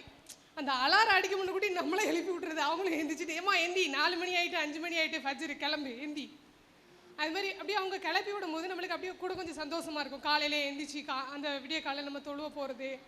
எல்லாருக்கும் முன்னாடி நாம கிளம்பணும். ஆமாம், ஃபஸ்ட்டாக குளிச்சுட்டு கிளம்பி புது ட்ரெஸ்ஸை போட்டுட்டு நம்மளும் தொலை போயிட்டு எல்லாரையும் மீட் பண்ணுவோம் அன்றைக்கி. அப்போ அது எங்களுக்கு சந்தோஷமாக இருந்துச்சு. ஆனால் இப்போ உள்ள பிள்ளைங்க அப்படிலாம் இல்லை. எடுத்தோடனே காலேஜ் சொன்னாங்க கொஞ்சம் மொபைல்லையே தான் உட்காந்துருக்காங்க. நம்ம சமைக்க போகிறோம், நம்ம எல்லாமே பண்ணுறோம். நம்ம அன்னைக்கு நம்ம அம்மாக்கெல்லாம் சமைச்சிட்டு இருக்கும்போது கூட போய் உட்காந்து கட் பண்ணி கொடுத்துட்டு இருந்தோம். ஆனால் இன்றைக்கி பிள்ளைங்களுக்குலாம் நம்ம சமைக்கணும், நீ அமைதியாயிருமா இந்த மொபைலை வச்சுக்கோ அப்படி கொடுத்துட்டு நம்ம நோண்டுறதும். நம்ம தான் அந்த தவறை செய்தோம். நம்ம கூட இருந்து நம்ம ஜாயின் பண்ணிக்கணும். அப்போது அன்னைக்கு குழந்தைகள்லாம் வந்துட்டு இந்த பைசா கொடுப்பாங்க. ஈகை திருநாளில் வந்து இப்போ எனக்கு பூட்டிலாம் வந்து எவ்வளோ கொடுத்தாங்கன்னா ஒரு 10 காசு தான் கொடுத்தாங்க. பூட்டினா எங்கள் அம்மாவோட அம்மாவுக்கு அப்பா பூட்டி 10 காசு கொடுத்தாங்க. அந்த 10 காசு கொடுத்தது எனக்கு வந்து அவ்வளோ இதாக இருக்கும். நம்மளுக்கு இவ்வளோ காசு கிடச்சிட்டு இன்றைக்கி பெருநாளைக்கு இருந்துச்சு. ஆனால் இன்றைக்கி பிள்ளைகள்கிட்ட 500 ரூபா 1000 கொடுத்தாலும் இவ்வளோ தானா, அடுத்து நீ எப்போ கொடுப்ப, அடுத்து நீ எப்போ வருவ, இதுதான் இன்னைக்கு. அந்த பெருநாள் காசுக்குன்னு ஒரு பர்ஸ் எல்லாம் ரெடி பண்ணுவாங்க தெரியுமா? பர்ஸ் எல்லாம் சேர்த்து வச்சிடணும். இதை அப்படி உட்காந்து தனியாக இருந்து எண்ணுறது. பாதி காசை வீட்டில் சொல்லுவோம், பாதி காசு சொல்ல மாட்டோம், ஏன்னா வாங்கிடுவாங்க அப்படின்னு. ஆமாம் ஆமாம், அது மாதிரி தான். அது வந்து பொருளாதாரத்தில் ஒப்பிட்டு பார்க்கும்போது அன்றைக்கி 10 காசு அன்றைக்கி எனக்கு கொடுத்த சந்தோஷத்தை இன்றைக்கி என் பிள்ளைகளுக்கு நம்ம எவ்வளோ பணம் கொடுத்தாலும் அந்த சந்தோஷம் நமக்கு கிடைக்கல. அடுத்து பார்த்தோம்னா துணிமணி. என்ன காரணம் நினைக்கிங்க? அப்போ நமக்கு 10 காசு கிடைச்சது சந்தோஷமா இருந்துச்சு. ஆமாம். இப்போ நீங்கள் 500 1000 கொடுத்தும் குழந்தைகளுக்கு சந்தோஷம் இல்லை. இதுக்கு என்ன காரணம்? நாம தான். பணப்புழக்கம் அதிகமாயிருச்சு. பணப்புழக்கம் அதிகமாயிடுச்சு. பணத்தோட மதிப்பு வந்து இழந்துட்டு இப்போ நான் அன்னைக்கு நம்ம தினத்தில் வந்து ஒரு 5 ரூபா 10 ரூபா இருந்தாலே வீட்டில் அரிசி பருப்பு எல்லாம் வாங்கி எல்லாம் சமைச்சு முடிச்சிடலாம். இது நான் கிட்டத்தட்ட சொல்கிறது வந்து ஒரு 25 வருஷம் அதுக்கு முன்னே தான். இப்போ பார்த்தீங்கன்னா ஒரு நாளைக்கு நமக்கு சமைக்கக்கூடிய பொருளோட தேவையை வந்து ஒரு 500 தான் குறைஞ்சது வேணும். அப்படிங்கும்போது அந்த பண மதிப்பு இழப்பு குறைஞ்சிருது. பணத்தினுடைய மதிப்பு குறைஞ்சிருச்சு. ஏன் அப்படின்னா இதுக்கு முன்னாடி நம்ம 1 ரூபா கீழே கிடந்தா கூட எடுத்து மூடி இருக்கிற பாக்ஸு பீரோன்னு வைப்போம். இப்போ அந்த ₹1 வீட்டில் டேபிள் மேலே, ஃப்ரிட்ஜு மேலே, மிக்சி மேலே போட்டுட்டு கடந்து போயிடுறோம். பணத்தினுடைய மதிப்பு குறைஞ்சிருச்சு. அதுபோல் இன்னொன்று அடுத்து சொல்ல போனோன்னா, நீங்கள் சொன்ன மாதிரி அந்த ரூபாயை வந்து நம்ம ஈஸியாக நம்ம கொடுத்து பழக்கிடுதோம் பிள்ளைங்களுக்கு. படங்களை வந்து நீங்கள் கேட்டோடனே ஓகே இந்தாம்மா கொடுத்துக்கோ. டெய்லி இப்போ வந்து பேட்டா காசு மாதிரி, ஏன்னா வேலை பார்க்குறவங்களுக்கு பேட்டா காசு கொடுக்கும்போது டெய்லி பிள்ளைங்க ஸ்கூல் விட்டு வந்தோட ₹10 ₹20 சொல்கிறாங்க. ஆனால் வந்து இதுக்கு முன்னாடி நாம் படிக்கிறப்ப ஸ்கூல் ஃபீஸ் கட்ட மாட்டோம். மேக்ஸிமம் எல்லாருமே government school, government aided school. நம்ம கையில் காசுனா அன்னன்னைக்கு தர பேக்கெட் மணி தான் அந்த 50 பைசாவோ 4 அணாவோ ₹1 பெருசாக தெரியும். இன்னைக்கு ஸ்கூலுக்கு கட்டுற 50,000 ஃபீஸை நம்ம பிள்ளைங்கள்ட்ட தான் கொடுத்து விடுறோமா? அப்போ பேக்கெட் பண்ணி ₹50 கேட்கும்ல, கேட்பாங்கள்ல. நீ வச்சு கொள்ளுதாங்க உள்ள 50,000 அசால்ட்டாக தர, ஒரு ₹50 தரமாட்டியா அன்னைக்கு அப்படின்றது பிள்ளைங்களுடைய கேள்வியாக கூட இருக்கலாம். அதுமாரி பிள்ளைங்க வந்து இப்போ புரிஞ்சுக்கிட்டாங்க. நம்ம வேலை பார்க்குற இடத்துல, நம்ம ஆஃபீஸ்லேயோ நம்ம இடத்துலையோ வந்து உட்காந்துக்கிறாங்க. அப்போ நம்ம பிள்ளைங்க நம்மகிட்ட கேட்கும் போது அதை புரிஞ்சுட்டு, நீ இவ்வளோ காசு வாங்குற, எனக்கு ஒரு ₹10 உனக்கு தர முடியலையா? மைண்ட் கேம் மாதிரி விளாடுறாங்க நம்மக்கிட்ட. உனக்கு இது தர முடியலையா, உனக்கு கொடுக்க முடியாதா, அப்படி இது பண்ணும்போது நம்ம பிள்ளைகிட்ட கொடுத்துருந்தா நாம தான் கெடுத்துருதோம். பிள்ளைங்களுடைய ஒரு பெரிய உளவியல் பார்த்துருக்கீங்களா? அவங்களுக்கு தேவையான விஷயங்களை எந்த நேரத்தில் உங்கள்கிட்ட வந்து கேட்பாங்கன்னு சொல்லுங்கள். ஃபோன் பேசிகிட்டு இருக்கப்ப இவா ஃபோனில் இருந்தானா எல்லாத்துக்கும் சரின்னு சொல்லுவா அப்படின்றத நல்லா புரிஞ்சு வச்சுக்கிட்டு, எப்போ நீங்கள் ஃபோன் பேசிக்கிட்டு இருக்கீங்களோ நார்மலாக பேசினா சின்ன சின்ன விஷயங்களை கேட்பாங்க, சீரியஸாக பேசிக்கிட்டு இருந்தால் பெரிய விஷயங்களை கேட்பாங்க. நம்ம தலையாடிட்டு அவங்கள அனுப்பிடுவோம். இந்த உளவியலை குழந்தைகள் மிக நன்றாக கற்றுட்ருக்காங்க. அதே மாதிரி ஸ்கூலில் 2 டீச்சர்ஸ் சிரித்து பேசிக்கிட்டு இருந்தா இந்த பிள்ளைங்க தப்பு பண்ணால் போய் நிற்காங்க. டீச்சர் நான் இப்படி பண்ணிட்டேன் வச்சுட்டேன், என்ன பிள்ளை பண்ண, பக்கத்தில் ஒரு டீச்சர் நிற்காங்க, வேஸ்ட்டாக ஏன் அவங்கள போய் பனிஷ் பண்ணிட்டு இருக்கோம் போங்க. இதுக்கான சமயங்களை கூட இன்றைக்கு குழந்தைகள் எதிர்பார்த்து இருக்கிறாங்க. அவங்க ஜெயிப்பாங்களா, நம்ம ஜெயிப்போமா? வேற இதுக்கு மெயினானது ஸ்ட்ரிக்ட் இல்லை, அது கண்டிஷன் கிடையாது. நம்ம வந்து ஓவர் செல்லம் கொடுக்கறது தான். நம்ம செல்லம் கொடுக்குறோம். அந்த காலத்தில் 5-6 பிள்ளைங்க வீட்டில் இருந்தாங்க, ஒன்றை போடுற போட்டில் மீதி இருக்க 4 எங்கே நிற்கினே தெரியாது. இன்னைக்கு அதில் ஒன்று இதில் ஒன்று. அதுவும் வீடுகளில் அந்த மாமனார் மாமியாரை எல்லா விஷயத்துலையும் நம்ம சந்தோஷப்படுத்திடலாம். பிள்ளைங்களை லைட்டாக தொட்டுட்டோன்னா அடிக்கா கொல்லுதா, அதில் ஒன்று இதில் ஒன்று வச்சுருக்கா, பெறப்போறாளா வளர்க்க போகிறாளா போட்டு பிள்ளைங்களை அடிச்சுக்கிட்டு இருக்கா. என்ன நீ ஏழைன்னு சொன்ன, என் வீட்டுக்காரர் பேர் வச்சுருக்கு சொல்லக்கூடாது, அப்படி ஏட்டின்னு சொல்லக்கூடாது. அவங்களுடைய பாசம் இது எல்லாத்தையும் வந்து ஏதோ ஒரு வழியில் வெளிப்படுத்துகிறாங்க. அவங்கள குற்றவாளி ஆக்கிறவும் முடியாது. ஆனால் நம்மளுடைய குழந்தைகள் அதையே வந்து அட்வான்டேஜாக எடுத்துகிட்டு லேசாக கற்றுனா கூட அவங்க எங்கே இருக்காங்கன்னு பார்த்து அவங்க கிட்ட போய் தஞ்சம் ஊறுறதுக்கு பழகிக்கிட்டாங்க. வேற இந்த தலைப்பில் யாரும் பேச போகிறீங்களா? சரி, ஓகே. நீங்கள் நிறைய பேர் பேசுனீங்க. வீட்டில் சமைக்க மாட்டேங்கிறோம், வெளியிலேருந்து வாங்கி கொடுத்துட்றோம், எல்லாமே சொன்னோம். நாம் இன்றைக்கு இயந்திரமயமாக்கப்பட்ட வாழ்வு, இயந்திரமயமாக்கப்பட்ட வாழ்வோட மிக பெரும் தாக்கங்களை வந்து வேலைக்கு செல்லக்கூடிய பெண்களிடம் கேட்டால் ஈஸியாக தெரிஞ்சுக்கிடலாம். வீட்டில் தனியாக இருந்தால் சமைக்க மாட்டாங்க பெண்கள். அவங்க மட்டும் இருந்தாங்க அப்படின்னா சமைக்கவே மாட்டாங்க. மிகப்பெரிய தியாகம் அது. ஏன்னா இங்கே வந்து நிறைய பேர் பேசினவங்க எல்லாருமே வந்து அவங்களுடைய வெற்றிக்கு யார் யாரெல்லாம் காரணமாக இருந்தார்களோ அவர்களைத்தான் சொன்னார்களே தவிர அவர்கள் வாழ்வில் அவர்கள் அடைந்த போராட்டங்களையும் வலிகளையும் இங்கு பதிவு செய்யவே இல்லை. அதனால் தான் பெண்மை என்றைக்குமே போற்றுதலுக்குரியதாக இருக்குது. சரியா? நீங்கள் இயந்திரமயமாக்கப்பட்ட இன்றைய வாழ்க்கையில் காலையில் 4 மணிக்கு எந்திரிச்சு உசேன் போல்ட்டை விட ஒரு செகண்ட் வேகமாக அந்த வீட்டுக்குள்ளே ஓடணும். எங்கே முட்டினாலும் சுவரு, அது ஒரு மிகப்பெரிய பிழையாக இருக்கும் வீட்டுக்குள்ளே. இந்த வாழ்க்கையில் இந்த பண்டிகைகள் உங்களுக்கு மகிழ்ச்சியை தருகிறதா, வருத்தத்தை தருகிறதா? குடும்பத் தலைவிகள் தாராளமாக பேசணும் இதில்.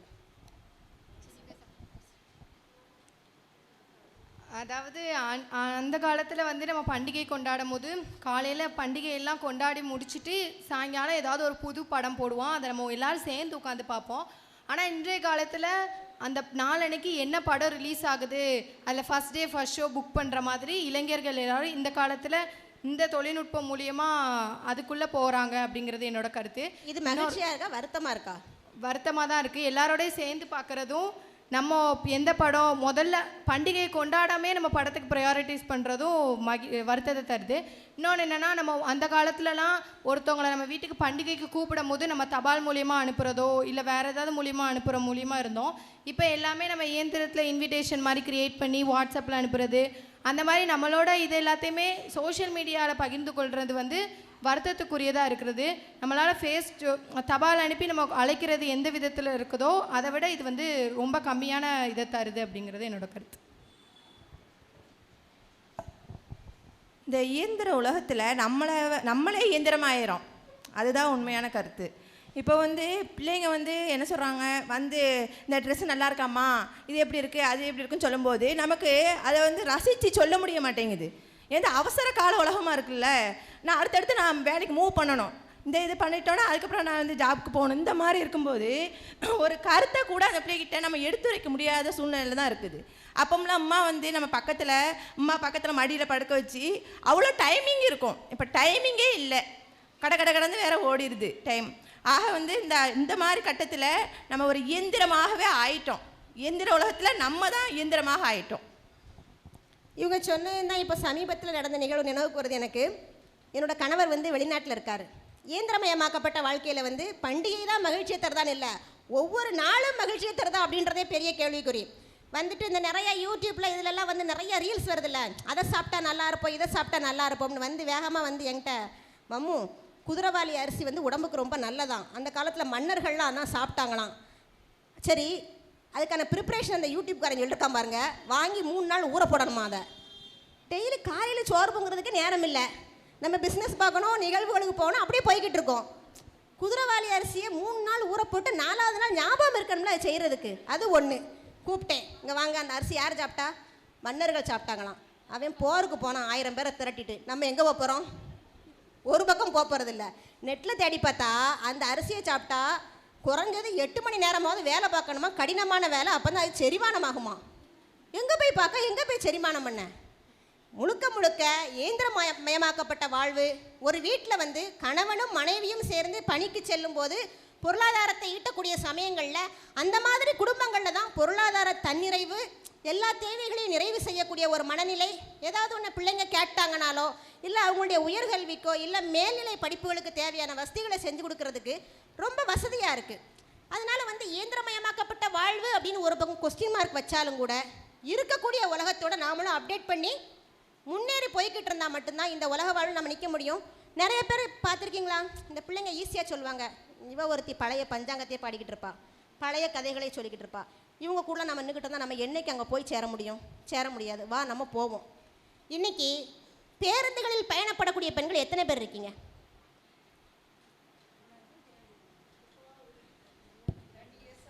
ஒர்க்கிங் லேடிஸ் தவிர மற்ற எல்லாரும் சொல்லுங்க. வேலை பார்க்குறவங்க சொல்லக்கூடாது, நம்ம வேற வழியே கிடையாது, பயணப்படுத்த ஆகணும். பேருந்துகளில் ஒரு சில பேர் இருக்கீங்க, ஆட்டோக்கள் எக்கச்சக்கம் இருக்குது, ஸ்கூட்டி. ஏன் நாம் ஸ்கூட்டியில் போகிறோம், ஏன் ஆட்டோவில் போகிறோம்? ஏன்னா அந்த இயந்திரமயமாக்கப்பட்ட வாழ்வு வந்து துன்போன்னு பேசினாங்களே தவிர இதில் உள்ள மகிழ்ச்சியை நாங்கள் அனுபவிச்சுக்கிட்டு இருக்கோம். வேலைக்கு போகிற பெண்கள், பிஸ்னஸ் பார்க்குற பெண்கள், வெளியில் போகிற பெண்கள் எல்லாருமே. சரியா? அதனால் நீங்கள் சொல்லுங்கள், நேரம் மிச்சமாகுது, நினைச்ச நேரத்தில் போக முடியுது. நிறைய சொல்லுங்க, டைம் நம்ம சொன்ன மாதிரி சேவிங் ஆகுது. நம்ம நினச்ச உடனே டக்குன்னு கிளம்புனா எங்கனாலும் நம்ம போயிட்டு வந்துடலாம்.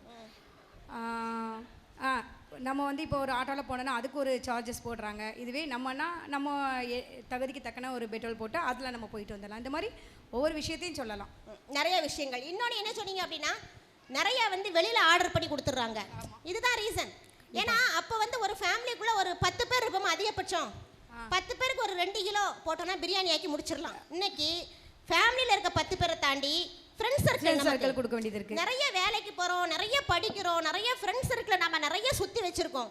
எல்லாருக்கும் கொடுக்கணும்னா ஒருத்தரும் ஒரு பண்டிகைக்கும் குறைஞ்ச ஒரு 10 கிலோவாவது போட்டாகணும். 10 கிலோ நமக்கு பண்ண முடியாது. ஒன்று.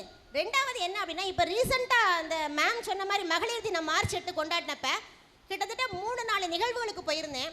நிறைய பெண்கள் வந்திருந்தாங்க. எல்லோருமே வீடுகளில் சமையல் செய்து வெளியில் விற்பனை செய்யக்கூடிய பெண்கள், கேக்கு வீட்டில் ப்ரிப்பேர் பண்ணி கொடுக்கக்கூடிய பெண்கள், ஆரி ஒர்க்கு கொடுக்கக்கூடிய பெண்கள். அதை பார்க்கும்போது எனக்கு என்ன தோணுச்சுன்னா, எந்த அடையாளத்தை காண்டி 2000 ஆண்டுகளாக இந்த பெண் சமூகத்தை இந்த உலகம் அடிமையாக்கியதோ, அடுப்பறை உன் வேலை, சீலச்சிட்டை உடுத்துறது உன் வேலை, நீ அழகா இருக்கியான்னு கண்ணாடியை பார்த்துக்கிறது உன்னோட வேலைன்னு எதை வைத்து இந்த சமூகம் இந்த பெண்களை அடிமையின் அடையாளமாக காட்டியதோ அதை வைத்து அவர்கள் ஆயுதமாக்கி தொழில் முனைவோர்களாக இந்த சமூகத்தில் இன்னும் வலம் வந்து கொண்டிருக்கிறார்கள் என்ற நிகழ்ச்சி தான் மகிழ்ச்சியை கொடுத்தது. சரியா? அதனால எந்த அடிமைத்தனத்தை கொடுத்தாலும் அதை ஆயுதமாக்கி இந்த பெண்கள் வெளியில வர்றாங்க அப்படின்னா நாம இது மாதிரி நம்மளுடைய பொருளாதார வசதிகள் இருக்கும்போது அவங்கள்ட்ட வாங்கும்போது அவங்களுக்கும் ஒரு சந்தோஷம், ஒரு வாழ்வினை கொடுக்கும். அதனால இயந்திரமயமாக்கப்பட்ட வாழ்வுல மகிழ்ச்சியும் அதிகம்தான் இருக்கு. அடுத்தது இந்த தலைப்பில் வேறு யாரும் பேசுறதுக்கு விரும்புறீங்களா? இயந்திரமயமாக்கப்பட்டதுல ஓகே. அந்த காலத்தில் கூட்டு குடும்பங்களில் பெருநாள் கொண்டாடணும். இந்த காலத்தில் நீங்கள் சொன்ன மாதிரி தனித்தனி தீவுகளாக இருக்கும், பெருநாள் கொண்டாடுறோம். இதில் இருக்கக்கூடியது மகிழ்ச்சியா இல்லை கஷ்டமா?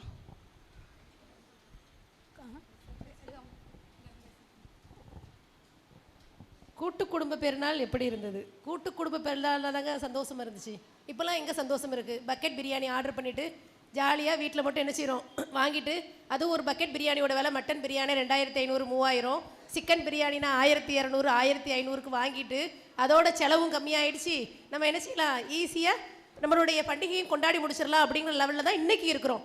ஆனால் அன்னைக்கு அந்த பண்டிகைகளில் எப்படி இருந்தது?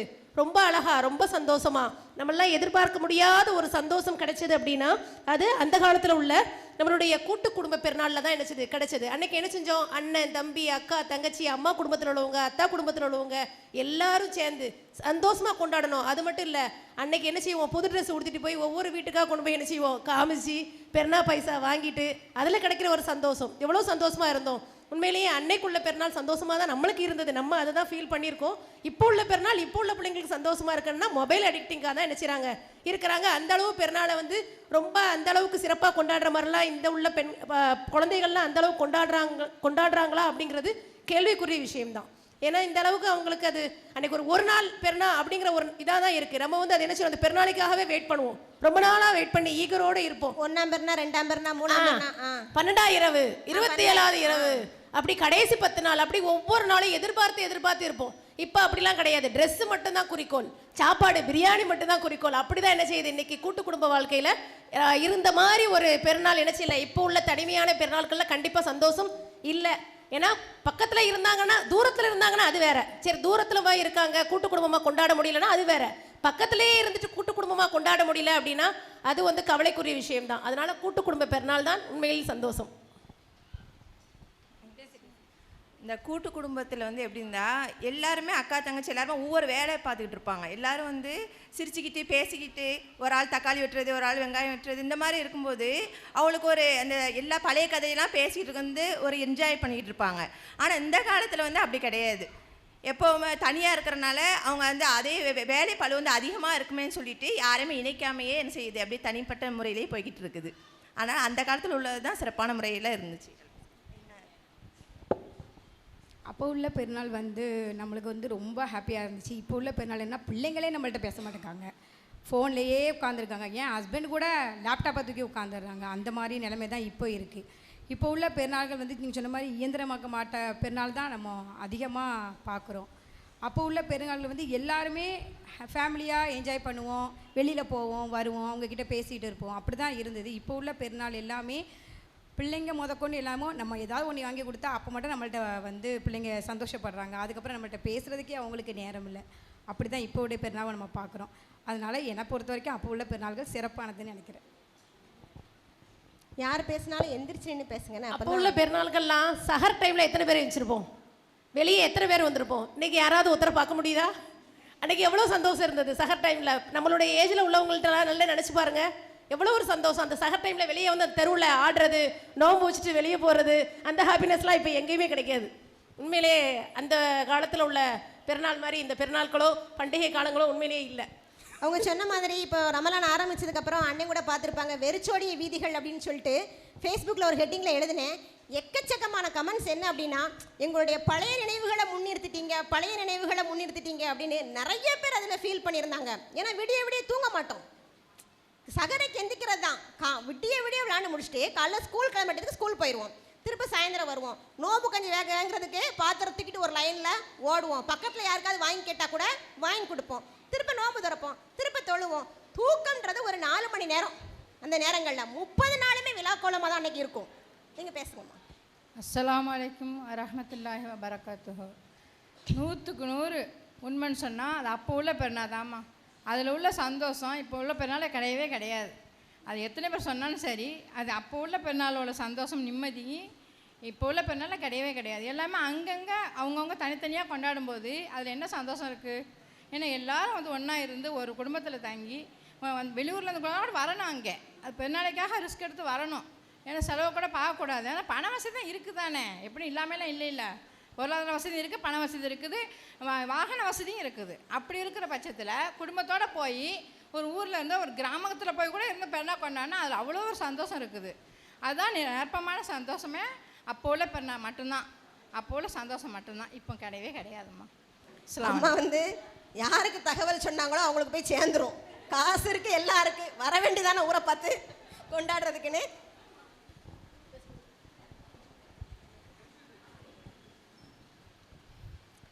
கூட்டு குடும்பம் தான் மகிழ்ச்சியை தரும் உண்மையை சொல்லலாம். ஏன்னா இன்றைக்கி கூட்டு குடும்பத்தில் இருக்கும்போது நம்ம வீட்டில் உள்ளவங்களுக்கும் சமைச்சு எல்லாமே பண்ணுவோம். வெளியே வரக்கூடிய அந்த வாசலில் வரக்கூடிய ஆட்களுக்கும் சேர்த்து ஆக்கி வைப்பாங்க. இன்றைக்கி தனி குடும்பமாக இருந்துக்கிட்டு கதவையே திறக்கிறது கிடையாது, ஃப்ரிட்ஜில் வச்சிடறாங்க. ஃப்ரிட்ஜில் மீததை வைக்கிறாங்க. இங்கே சாப்பிட்றதுக்கே அழகு தானே பொங்குதோ, 4 பேருக்கு ஒரு உலக்கு போதுமே, அவ்வளோதான், காலி ஆயிடுச்சுப்பா, பொங்கணும் காலி ஆயிடுச்சு. ஆனால் இங்கே உண்மை என்னென்னா 4 பேருக்கு தான் நம்ம பொங்கியிருப்போம். கூட்டு குடும்பமாக இருந்தால் அப்படி இருக்காது. இத்தனை பேருக்கு கொடுக்கணும், இத்தனை உறவினர்களுக்கு நம்ம கொடுக்கணும், வெளியாட்கள் கொடுக்கணும், நண்பர்களுக்கு கொடுக்கணும்னு சொல்லிட்டு ஒட்டுமொத்தமாக நம்ம ஆக்கி வச்சுருப்போம்.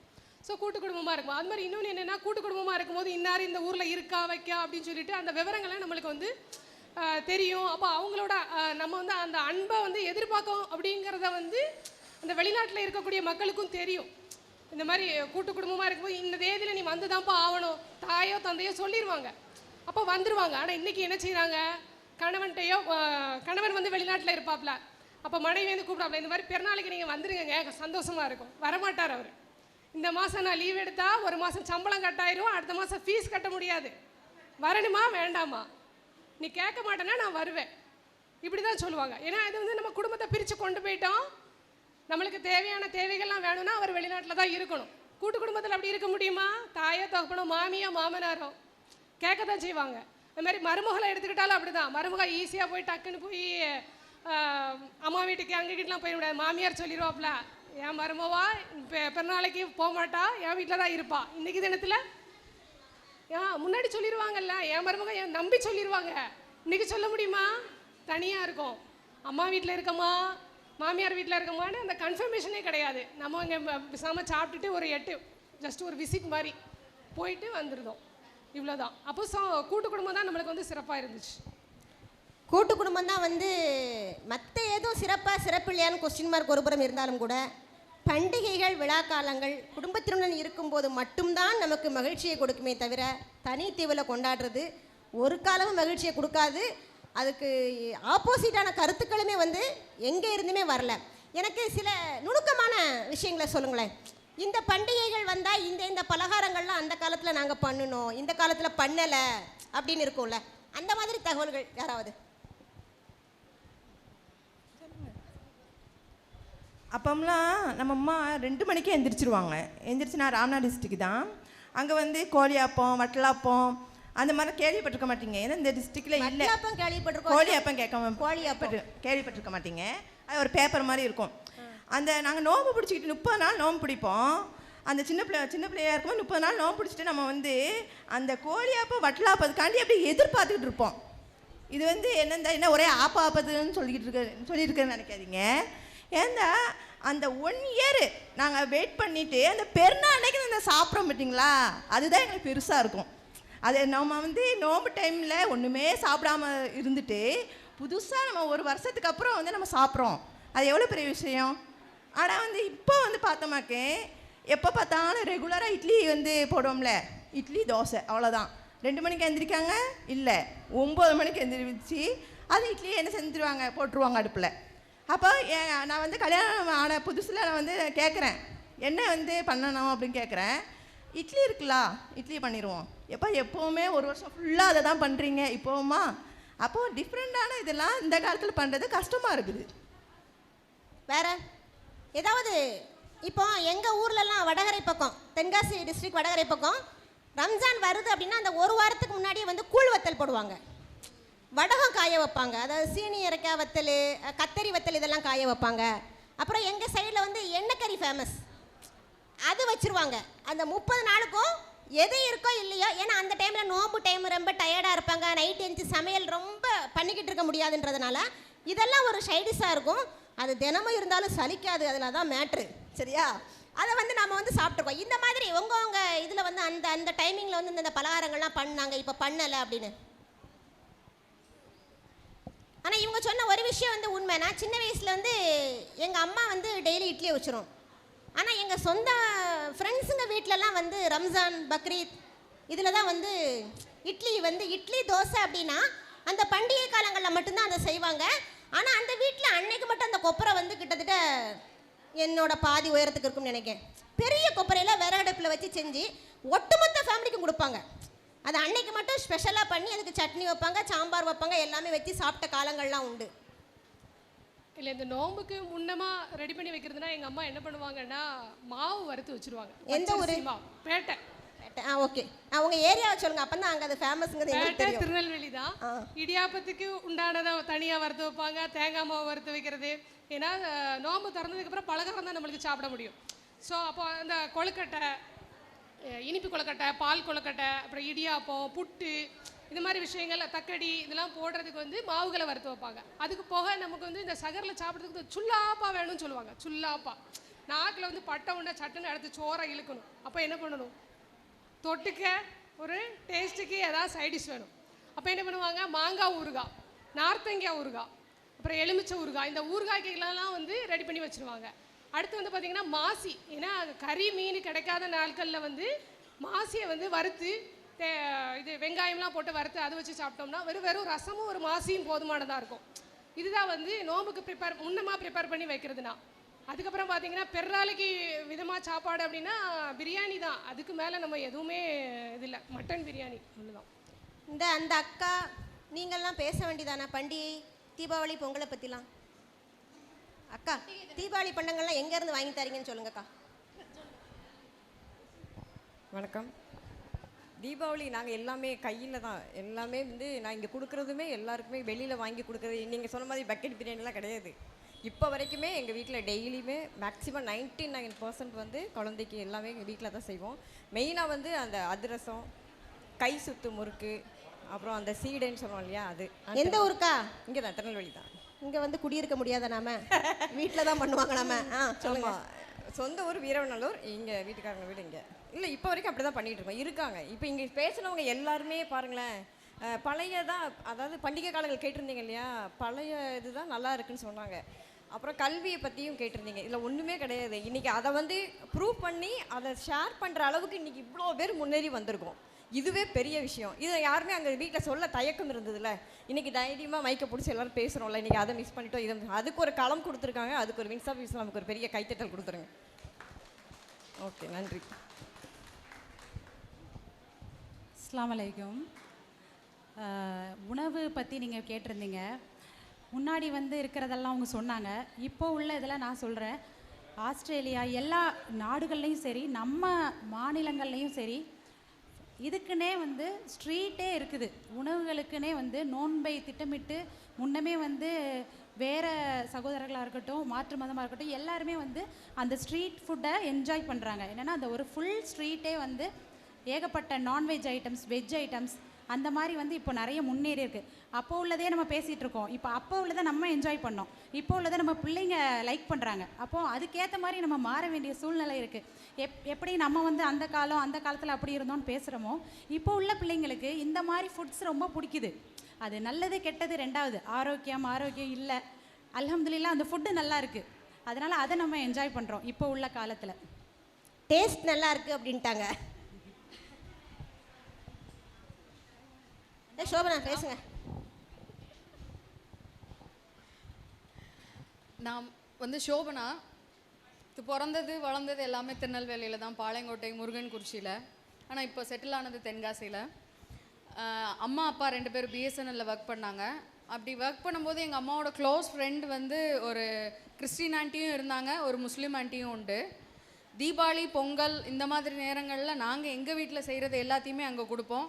அவங்க கிறிஸ்மஸாக இருக்கட்டும், நியூ இயராக இருக்கட்டும், அந்த சைடில் இருந்து பிரியாணி வரும், கேக் வரும், ஹோம்மேட் கேக்ஸ் எல்லாமே. இந்த பக்கம் இந்த ஆண்டி, ஹபி ஆண்டி, அவங்க பேர், அவங்களும் பிஎஸ்என்னில் தான் ஒர்க் பண்ணாங்க. இன்னைய வரைக்கும் நாங்கள் இங்கே இருந்தது வரைக்கும் அவங்களோட பிரியாணி கரெக்டாக ரம்ஜான் அன்னைக்கு எங்கள் வீடு தேடி வந்துடும். நாங்களும் தீபாவளி அன்னைக்கு பண்ணுற திங்ஸ் வந்து அங்கே கரெக்டாக கொண்டு போய் கொடுத்துருவோம். வீட்டில் தான் செய்வோம். அக்காவுக்கு இது வரைக்கும் அக்காவுக்கு கொடுத்தது இல்லை. அதெல்லாம் ஓகே. இந்த தீபாவளிக்கு நீ பலகாரம் செஞ்சு தருவியா வாங்கி தருவியா சொல்லு. இல்லை செஞ்சு தான் கொடுத்தோம். இது வரைக்கும் செஞ்சு தான் கொடுக்குறோம். எனக்கு செஞ்சு தருவியா வாங்கி செஞ்சு தான் தருவோம். நான் பிரியாணி செஞ்சு தர மாட்டேன், வாங்கி தான் தருவேன். இல்லை சரி, வாங்கிலாம் தரக்கூடாது, செஞ்சு தான் தரணும். இன்னொன்று நான் ஒன்று பதிவு பண்ணணுன்னு நினைக்கிறேன். என்ன அப்படின்னா வந்து அந்த காலம் இந்த காலம் அப்படின்றத தாண்டி எந்த காலமாக இருந்தாலும் நம்ம வந்து எந்த விஷயத்தையுமே வந்து சாட்டிஸ்ஃபைடாக இது போதும்னு நம்ம யாருமே நினைக்கல. அது வந்து ரொம்ப பெரிய ஒரு அதை ட்ராபேக்குன்னு சொல்லணுமா இல்லைனா அதை எப்படி சொல்லணும்னு எனக்கு தெரியல. யாராக இருந்தாலுமே இது போதும் அப்படின்ற ஒரு மனப்பக்குவத்துக்கு யாருமே வரல. இன்னும் நம்ம இதுக்கும் மேலே அப்படின்னு போயிட்டு இருக்கிறதுனால தான் பொருளாதாரமாக இருக்கட்டும் இல்லை வேறு எதுவாக வேணாலும் இருக்கட்டும் நம்மளால் அதை வந்து திருப்திப்படுத்த முடியலை இல்லையா. அது வந்து கண்டிப்பாக எல்லாரும் அக்செப்ட் பண்ணிக்க வேண்டிய ஒரு விஷயமா நான் நினைக்கிறேன். போதும் என்ற மனமே வந்து பொன் செய்யும் மருந்து. ஸோ அதை வந்து கண்டிப்பாக வந்து நான் அதை எப்படி இது பண்ணணும்னு எனக்கு தெரியல. கண்டிப்பாக அந்த விஷயத்தை நம்ம வந்து அக்செப்ட் பண்ணிக்கலாம்னு எனக்கு தோணுது. தேங்க்யூ. இவங்க வந்து என்னோடய ஃப்ரெண்டு, எம்டெக் முடிச்சிருக்காங்க. சவுத் ஆஃப்ரிக்காவில் வந்து ப்ரொஃபஸராக இருந்தவங்க. இப்போ இந்தியா ரிட்டன் திராவிட முன்னேற்ற கழகத்தினுடைய மாவட்ட தொண்டரனில் இருக்காங்க. அதனால் அவங்களும் இந்த தீபாவளியை பற்றி பொங்கலை பற்றி கொஞ்சம் ஏதாவது பேசணும்ல, அதனால தான் கூட்டிகிட்டு வந்தவங்கள பேச சொல்லிட்டேன். அடுத்து இந்த ஒரு கொஸ்டின், பெருநாள் உணவுகளில் என்ன மாற்றம் ஏற்பட்டிருக்குன்னு பார்த்தோம். சிஸ்டர் சொன்னாங்க அந்த காலத்தில் என்னெல்லாம் மிஸ் பண்ணோம், இதெல்லாம் அனுபவிச்சோன்னு சொன்னாங்க. ஆனால் இப்போ உள்ள பெருநாள் எப்படி இருக்குது? இஃப்தார் பாக்ஸ் லெவலுக்கு என்ன செஞ்சுட்டு சேஞ்ச் ஆகிட்டு. அப்படி தானே முன்னாடி நோம்பு கஞ்சியும் அந்த வடையும் தந்த சந்தோஷத்தை இப்போ என்ன செய்ய மாட்டேங்குது. பொருளாதார ரீதியாக பார்க்கும்போது அன்னைக்குள்ள பொருட்களோட உணவோட ரேட்டு வந்து கம்மியாக இருந்துச்சு. ஆனால் இன்னைக்கு பாருங்கள், சவர்மா, கட்லெட்டு, பீஸா, இஃப்தார் பாக்ஸு பொருளாதார லெவலில் பார்க்கும்போது உணவில் மாற்றத்தை கொடுக்கறது வந்து அதாவது ரேட்டு வந்து அதிகமாக இருக்குது. முன்னாடிலாம் கம்மியான விலையில என்ன செஞ்சிடலாம், 30 நாளையும் செலிப்ரேட் பண்ணிடலாம். நீங்கள் தானே சொன்னீங்க பொருளாதாரம் அதிகமாக இருக்குது, துட்டு ஜாஸ்தியாக வந்துருச்சுன்னு. இருக்குது, இருந்தாலும் செலவு அதிகமாகுதுங்க. பிள்ளைங்க அதை தான் விரும்புகிறாங்க. இன்னைக்குள்ள மாற்றம் என்ன இருக்குது? இன்றைய மாற்றம் என்ன? அதாவதுங்க செலவு நிறைய ஆயிருக்கு அப்படின்னா அதை பறக்கத்தெல்லாம் தர்றான். கண்டிப்பாக நோன்பு காலங்களில் நம்ம செலவு பண்ணுறதுக்கு வந்து ரொம்ப யோசிச்சுட்டே இருக்கக்கூடாது. குடும்பத்திற்காக செலவு செய்கிறது வந்து அல்லாஹ் பறக்கத்தாக தான் வச்சுருக்கான். இறைத்தால் தானே கிணறு ஊறும். அதனால் இன்னொன்று என்னென்னா நம்ம குடும்பத்துக்குள்ளே மட்டும் இல்லாமல் பசித்தவனுக்கு உணவளிக்கிறது வந்து இந்த நோன்பு காலம்தான். இந்த நோன்பு காலத்தில் பசித்தவனுக்கு உணவு கொடுக்கறது வந்து மிகப்பெரிய ஒரு ஈகையான விஷயம். எல்லாரும் சொல்கிறீங்க ஆர்டர் பண்ணுறோன்னு. மினிமமாக வீட்டில் செய்கிறது வந்து நம்மளால் அவ்வளோதான் செய்ய முடியும். இப்போ நிறைய ஆர்டர் பண்ணும்போது நிறைய பேருக்கு நம்ம கொடுக்க முடியும். 1008 குறை வேற சொல்லுவாங்க. நம்ம சமைச்சோன்னா அதில் ஏதாவது சொதப்பிட்டோன்னா அவ்வளோதான், சொதப்பவே மாட்டோம்னா சொல்லுவாங்க. சொதப்பிட்டோன்னா ரொம்ப மாட்டிக்கிட்டோம். இன்னொன்னா முன்னாடி இருக்கிற கைப்பக்குவம் இப்போ அந்த அளவுக்கு நம்ம யூடியூப் அதுன்னு ஏகப்பட்டதை பார்த்து கொஞ்சம் கன்ஃபியூஸ் ஆகிடுறோம். அளவை மாற்றிட்டோமோ வச்சுட்டோமோன்னு பயத்திலே கொஞ்சம் சொதப்பிடுவோம். அதனால இதுனா ஸ்டேபிளாக இப்படி தான் வரும் டேஸ்ட்டுன்னு தெரியும். அதனால எல்லாருக்கும் கொடுக்கும்போதும் நல்லா இருக்கு. ஓகே, எல்லாருமே வந்து ரொம்ப சிறப்பாக பேசுனீங்க, நிறைவாக பேசுனீங்க, மகிழ்ச்சியாக பேசுனீங்க. இதில் என்ன அப்படின்னா பேசுனவங்க அத்தனை பேரும் சிரிச்சுக்கிட்டே தான் இருக்காங்க. அதுவே வந்து பெரிய மகிழ்ச்சி. அந்த காலத்தில் கொண்டாடினோமா, இந்த காலத்தில் கொண்டாடினோமா, அப்போ மகிழ்ச்சியாக இருந்தோமா, இப்போ மகிழ்ச்சியாக இருந்தோமா என்பதை தாண்டி ஒவ்வொரு பண்டிகையின் நோக்கமும் எல்லோரையும் மகிழ்ச்சிப்படுத்துவதற்கும் திருப்திப்படுத்துவதற்கும். ஏன் அப்படின்னா எனக்கு நல்ல ஞாபகம் இருக்குது, சின்ன வயசில் பக்கத்தில் யார்கிட்டயா சொந்தக்காரங்கள்ட்ட சண்டை போட்டுட்டு இருப்போம். ஆனால் இந்த பண்டிகை காலங்களில் வந்து போய் பேசிடுவாங்க. ஏன்னா தொழுகைக்கு ஒரே இடத்துல கூடுவாங்க, சலான் சொல்லுவாங்க, தொழுறோம். அந்த இடத்துல அவங்களுடைய மனசாட்சி வந்து உறுத்தும். நாம் வந்து ஒரே சமூகத்தில் இருந்துக்கிட்டு ஒருத்தர் டெய்லி பார்த்துக்கிட்டு பேசாமல் இருக்கோம். நான் அவள்கிட்ட பேசிட்டேனே, போன வருஷம் நோம்பலே அவள்கிட்ட பேசிட்டேன், நாங்கள் சேர்ந்துட்டோம், இப்படின்ற பதில்களை வந்து நிறைய வாய்களில் இருந்து நாம் வந்து பார்த்துருக்கோம். அதனால் இது வந்து மகிழ்ச்சியை தருதா துக்கத்தை தருதா அப்படின்ற கேள்வி எல்லாத்தையுமே தாண்டி வரக்கூடிய ஜென்ரேஷனுக்கு நாம் சொல்ல வேண்டியது என்ன அப்படின்னா, ஒருத்தரும் அவங்க சொன்ன மாதிரி அந்தந்த காலகட்டத்தில் உள்ள சந்தோஷங்களை அவங்கவுங்க அனுபவிச்சுட்டாங்க. இப்படி தான் நமக்கு டிவி கிடச்சிச்சு, நம்ம டிவி பார்த்து மகிழ்ச்சியாக இருந்தோம். அவங்களுக்கு மொபைல் கிடச்சிருக்கு, அவங்க மொபைல் கிடச்சி மகிழ்ச்சியாக இருக்காங்க. இதுக்கடுத்து வர ஜென்ரேஷனுக்கு ஒரு சின்ன பேனாவில் கூட அத்தனையும் அடங்கி இருக்கலாம். அவங்க பேக்கெட்டில் எந்நேரமும் சொருவிக்கிட்டே போகலாம். அதுக்கு பின்னாடி 4 பேர் வந்து பேக்கெட்டில் சொருனால எதைய நோய் வந்துடும் பிள்ளைங்களுக்கு அப்படின்னு கிளப்புறதுக்கும் நிறைய பேர் வருவாங்க. ஆனால் அதை யாரும் கண்டுக்க மாட்டாங்க. இந்த மாதிரி ஒன்று வளர்ந்துக்கிட்டே தான் போகும். ஸோ இதற்கிடையில் இந்த மாதிரி ஒவ்வொரு பண்டிகைகள் வரும் பொழுதும் பண்டிகையினுடைய நோக்கம் என்ன? இப்போ ரம்ஜான் வருதுன்னா இதனுடைய முழுமையான நோக்கம் ஈகை. ஆனால் ஈகை மாதத்தில் கட்டாயமாக நீங்கள் தர்மத்தை செய்தாக வேண்டும். எல்லா காலங்களிலும் தர்மம் என்பது நம்மளது குடும்பங்களிலும் உங்களின் மனங்களிலும் தலைத்தோங்க வேண்டும் அப்படின்ற எண்ணத்தை நாம் குழந்தைகளுக்கு கொடுக்கணும். இன்னும் நீங்கள் சொன்ன மாதிரி கூட்டு குடும்பங்களில் வந்து மகிழ்ச்சி இருக்குது அப்படின்றதுனால நம்மளுடைய பிள்ளைகளுக்கு இந்த மாதிரி பண்டிகை காலங்களில் வந்து அந்த அம்மா கேட்ட மாதிரி தான் என்னமும் வருது போகுது, பிரச்சனையே கிடையாது. நம்ம வீட்டில் அம்மா அப்பா மாமனார் மாமியார் சண்டை போடுறாங்க, பேசுகிறாங்க, திட்டுறாங்க, ஒன்றும் பிரச்சனை இல்லை. பேசுகிறவங்க பேசிக்கிட்டே தான் இருப்பாங்க. அதை பற்றி கவலையே படக்கூடாது. நாம் நிரூபிக்க வேண்டிய இடம் அதுவே கிடையாது. நமக்கு நல்ல எங்கள் வீட்டில் அமைதியாக தான் இருப்பேன். நம்ப மாட்டீங்களா யாரும்? ரொம்ப அமைதியாக இருப்பேன். என் வீட்டுக்காரர் வீட்டுக்குள்ளே பேசிக்கிட்டே இருப்பார், நான் ரொம்ப அமைதியாக இருப்பேன். எந்த கேள்விக்கும் பதில் சொல்ல மாட்டேன். ஒரு முயலை பிடிச்சது 3 கால், ஆமாம் 3 கால். கை ஒரு கை, ஆமாம் ஒரு கை தான் இருக்குது. இது 4 காலாக இருக்க, உங்களின் கண் கொண்டு நான் பார்த்தேன். இதை அவ்வளோதான் சிம்பிளாக முடிச்சுட்டு போனால் மட்டும்தான் இதே மாதிரி நான் நிறைய ப்ரோக்ராம் போக முடியும், என் பிஸ்னஸை பார்க்க முடியும், வீட்டுக்குள்ளே சண்டை சச்சரவு இல்லாமல் போக முடியும். நேற்றுக்கு தான் எனக்கு கல்யாணம் ஆகி 16வது வருஷம். இதில் காலையில் எனக்கு என்ன தோணுச்சு அப்படின்னா, இன்னைக்கு தான் பிறந்த நாள், நான் பிறந்த டேட். உங்களுடைய பிறந்த நாளா? வாழ்த்துக்கள், இறைவன் நல்ல பலன்களை தருவானாக. என்ன தோணுச்சு அப்படின்னா 16 வருஷம் ஆயிட்டு இது வரைக்கும் ஏதாவது பிரச்சனை சண்டை நிறைய வந்திருக்கலாம். அம்மா அத்தா வந்து பேசுனாங்கனோ, மாமனார் மாமியார் வந்து இருந்து பேசி சேர்த்து வச்சாங்கனோ எந்த சரித்திரமே கிடையாது. ஏன் அப்படின்னா என்னுடைய கணவர் 3 வருஷ காலமாக எனக்காக காத்திருந்து திருமணம் செய்தார். இவ வந்ததுனால இந்த மாதிரி ஒரு சிரமத்தை நம்ம அனுபவித்தோம், இந்த மாதிரி ஒரு கஷ்டத்தை நம்ம அனுபவித்தோன்னு துளி அளவு கூட எந்த கீரலுமே இந்த லைஃப்பில் வந்துடக்கூடாது அப்படின்ட்டு நீங்கள் எல்லாருமே மாமனார் பேசினாலும் சரி, மாமியார் பேசினாலும் சரி, கணவர் பேசினாலும் சரி, பேசிக்கிறட்டும், ஒன்றும் பிரச்சனை இல்லை. நிரூபிக்க வேண்டிய இடம் 4 சுவர் கிடையாது. இதை மாதிரி ஸ்டேஜ், நாம் பேச வேண்டிய இடங்கள் இதை மாதிரி ஸ்டேஜ், நாம் ஆளுமை பண்ணக்கூடிய இடங்கள் இது மாதிரி பொதுவான இடங்கள் மனசில் நிறுத்தி எல்லோருமே இனி வரக்கூடிய பண்டிகைகளை மகிழ்ச்சிகரமானதாகவும் வெற்றிகரமானதாகவும் முழுமையானதாகவும் கொண்டாடுவதற்கான அனைத்து வசதிகளையும் வல்ல அல்லாஹ் நிறைவேற்றி தருவானாக. நன்றி. பேசுங்க பேசுங்க பேசுங்க. ஒரே ஒரு பாயிண்ட் சொல்லிக்கிறேன். நீங்கள் சொன்ன மாதிரி கணவனுக்கும் எனக்கும் சண்டை வந்ததே கிடையாது. கல்வி மட்டும் கிடையாது, வாழ்வியல் அறிவை வந்து பெண்களுக்கு கற்றுக் கொடுங்க. வீட்டில் இருக்கிற பேரண்ட்ஸ் வந்து தயவு செஞ்சு எல்லா விஷயத்தையும் தாண்டி வாழ்வியல் அறிவுன்னு ஒன்று இருக்குது. நம்ம படித்தா மட்டும் அறிவு வந்துடாது.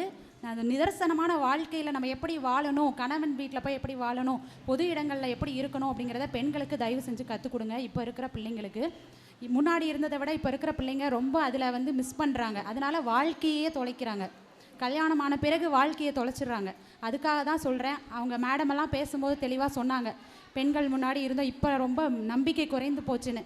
பிள்ளைங்க தயவு செஞ்சு அந்த நம்பிக்கையை பேரண்ட்ஸ்க்கு கொடுங்க. இதை ஈகை பெருநாளை நல்லபடியாக சிறப்பாக கொண்டாடுங்க. அஸ்ஸலாமு அலைக்கும். இத்தனை வீட்டு பெண்களோடு சேர்ந்து என்னாலே இதில் கலந்து கொள்ள முடிஞ்சதுக்கு முதல் காரணம் என்னுடைய தமிழ் துறையோட தலைவர் சஃப்ரின் முனீர் மேம். அவங்க எனக்கு என்னோட யூஜி டிகிரியில் எனக்கு கொடுத்த ஸ்ட்ரென்த்னால தான் என்னால் இத்தனை பெண்களுடன் உட்காந்து பேச முடிஞ்சுது. ரொம்ப thank you ma'am. Next wins of இஸ்லாமுக்கு தேங்க்யூ சொல்லிக்கிறேன், எனக்கு இந்த ஆப்பர்ச்சுனிட்டியை ப்ரொவைட் பண்ண. தேங்க்யூ.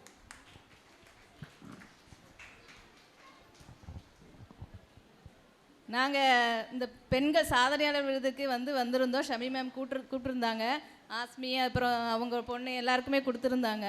அப்போ நாங்கள் வந்திருந்தோம். அப்போ தான் வின்ஸ் ஆஃப் இஸ்லாம் எங்களுக்கு அறிமுகமாச்சு.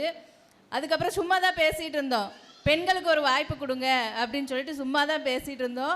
அதை இவ்வளோ சீக்கிரமாக ஏற்பாடு பண்ணி கொடுத்துட்டாங்க. அல்லாஹ் அவங்களுக்கு மேலும் மேலும் ரஹ்மத்தும் பரக்கத்தை கொடுக்கட்டுங்கிற துவா செஞ்சுக்கிறேன். சாக்கல்லா. அல்ஹம்துலில்லாஹ். அஸ்ஸலாமு அலைக்கும் வரஹ்மத்துல்லாஹி வபரகாத்துஹு. அதாவது பேசவே முடியாது, பயமாக இருக்குது அப்படின்னு சொன்ன மூஞ்சியெல்லாம் பாருங்கள். ரொம்ப அருமையாக பேசுனீங்க எல்லாருமே. இன்னும் நீங்கள் மேன்மேலும் வளர்ச்சி அடையணும், முன்னேற்றம் அடையணும் அப்படிங்கிற உங்களுக்கு வாழ்த்துக்களோட நம்ம அடுத்த வந்தவங்களுக்கு ஆனர் பண்ணுற ப்ரோக்ராமுக்கு போவோம். சையத் அலி அவர்கள். சையத் அலி.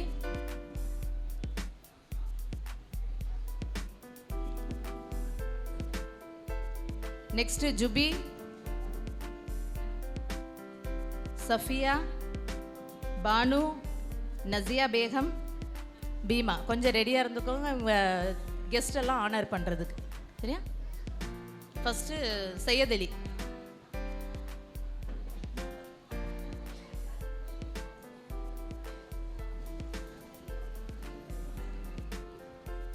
அவதார் ஜுவல்லர்ஸோடைய ஓனர் ஹசீனா காதர் அவர்களை கௌரவப்படுத்துவார்கள்.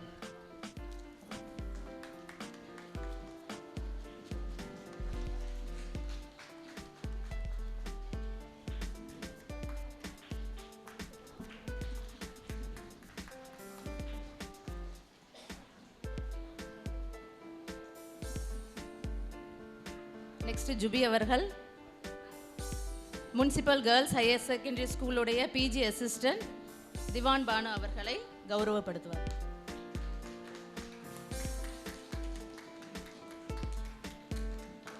சஃபியா.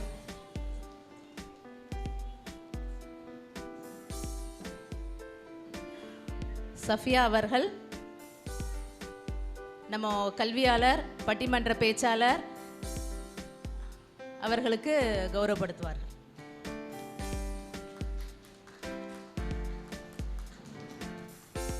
பானு.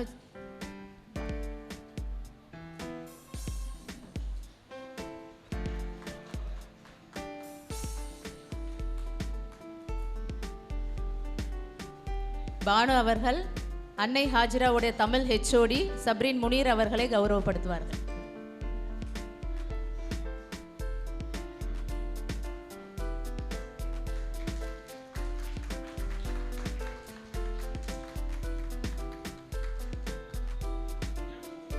நசியா பேகம். நசியா பேகம் அவர்கள் சதக் காலேஜோடைய லைப்ரரியில் ஹெச்ஓடியாக இருக்கிற நம்மளுடைய ஃபாத்திமா பீவி அவர்களை கௌரவப்படுத்துவார்கள். பீமா. பீமா.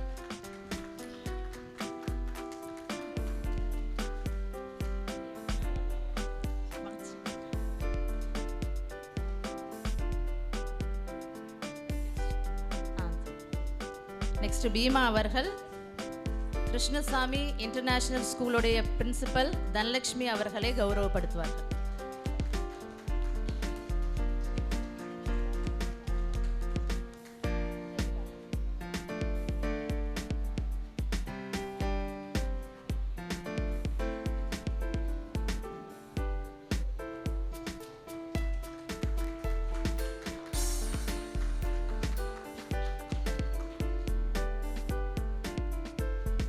யதார்த்தத்தை மிகவும் அழகாக கூறிய தனலட்சுமி அவர்களுக்கு நன்றி.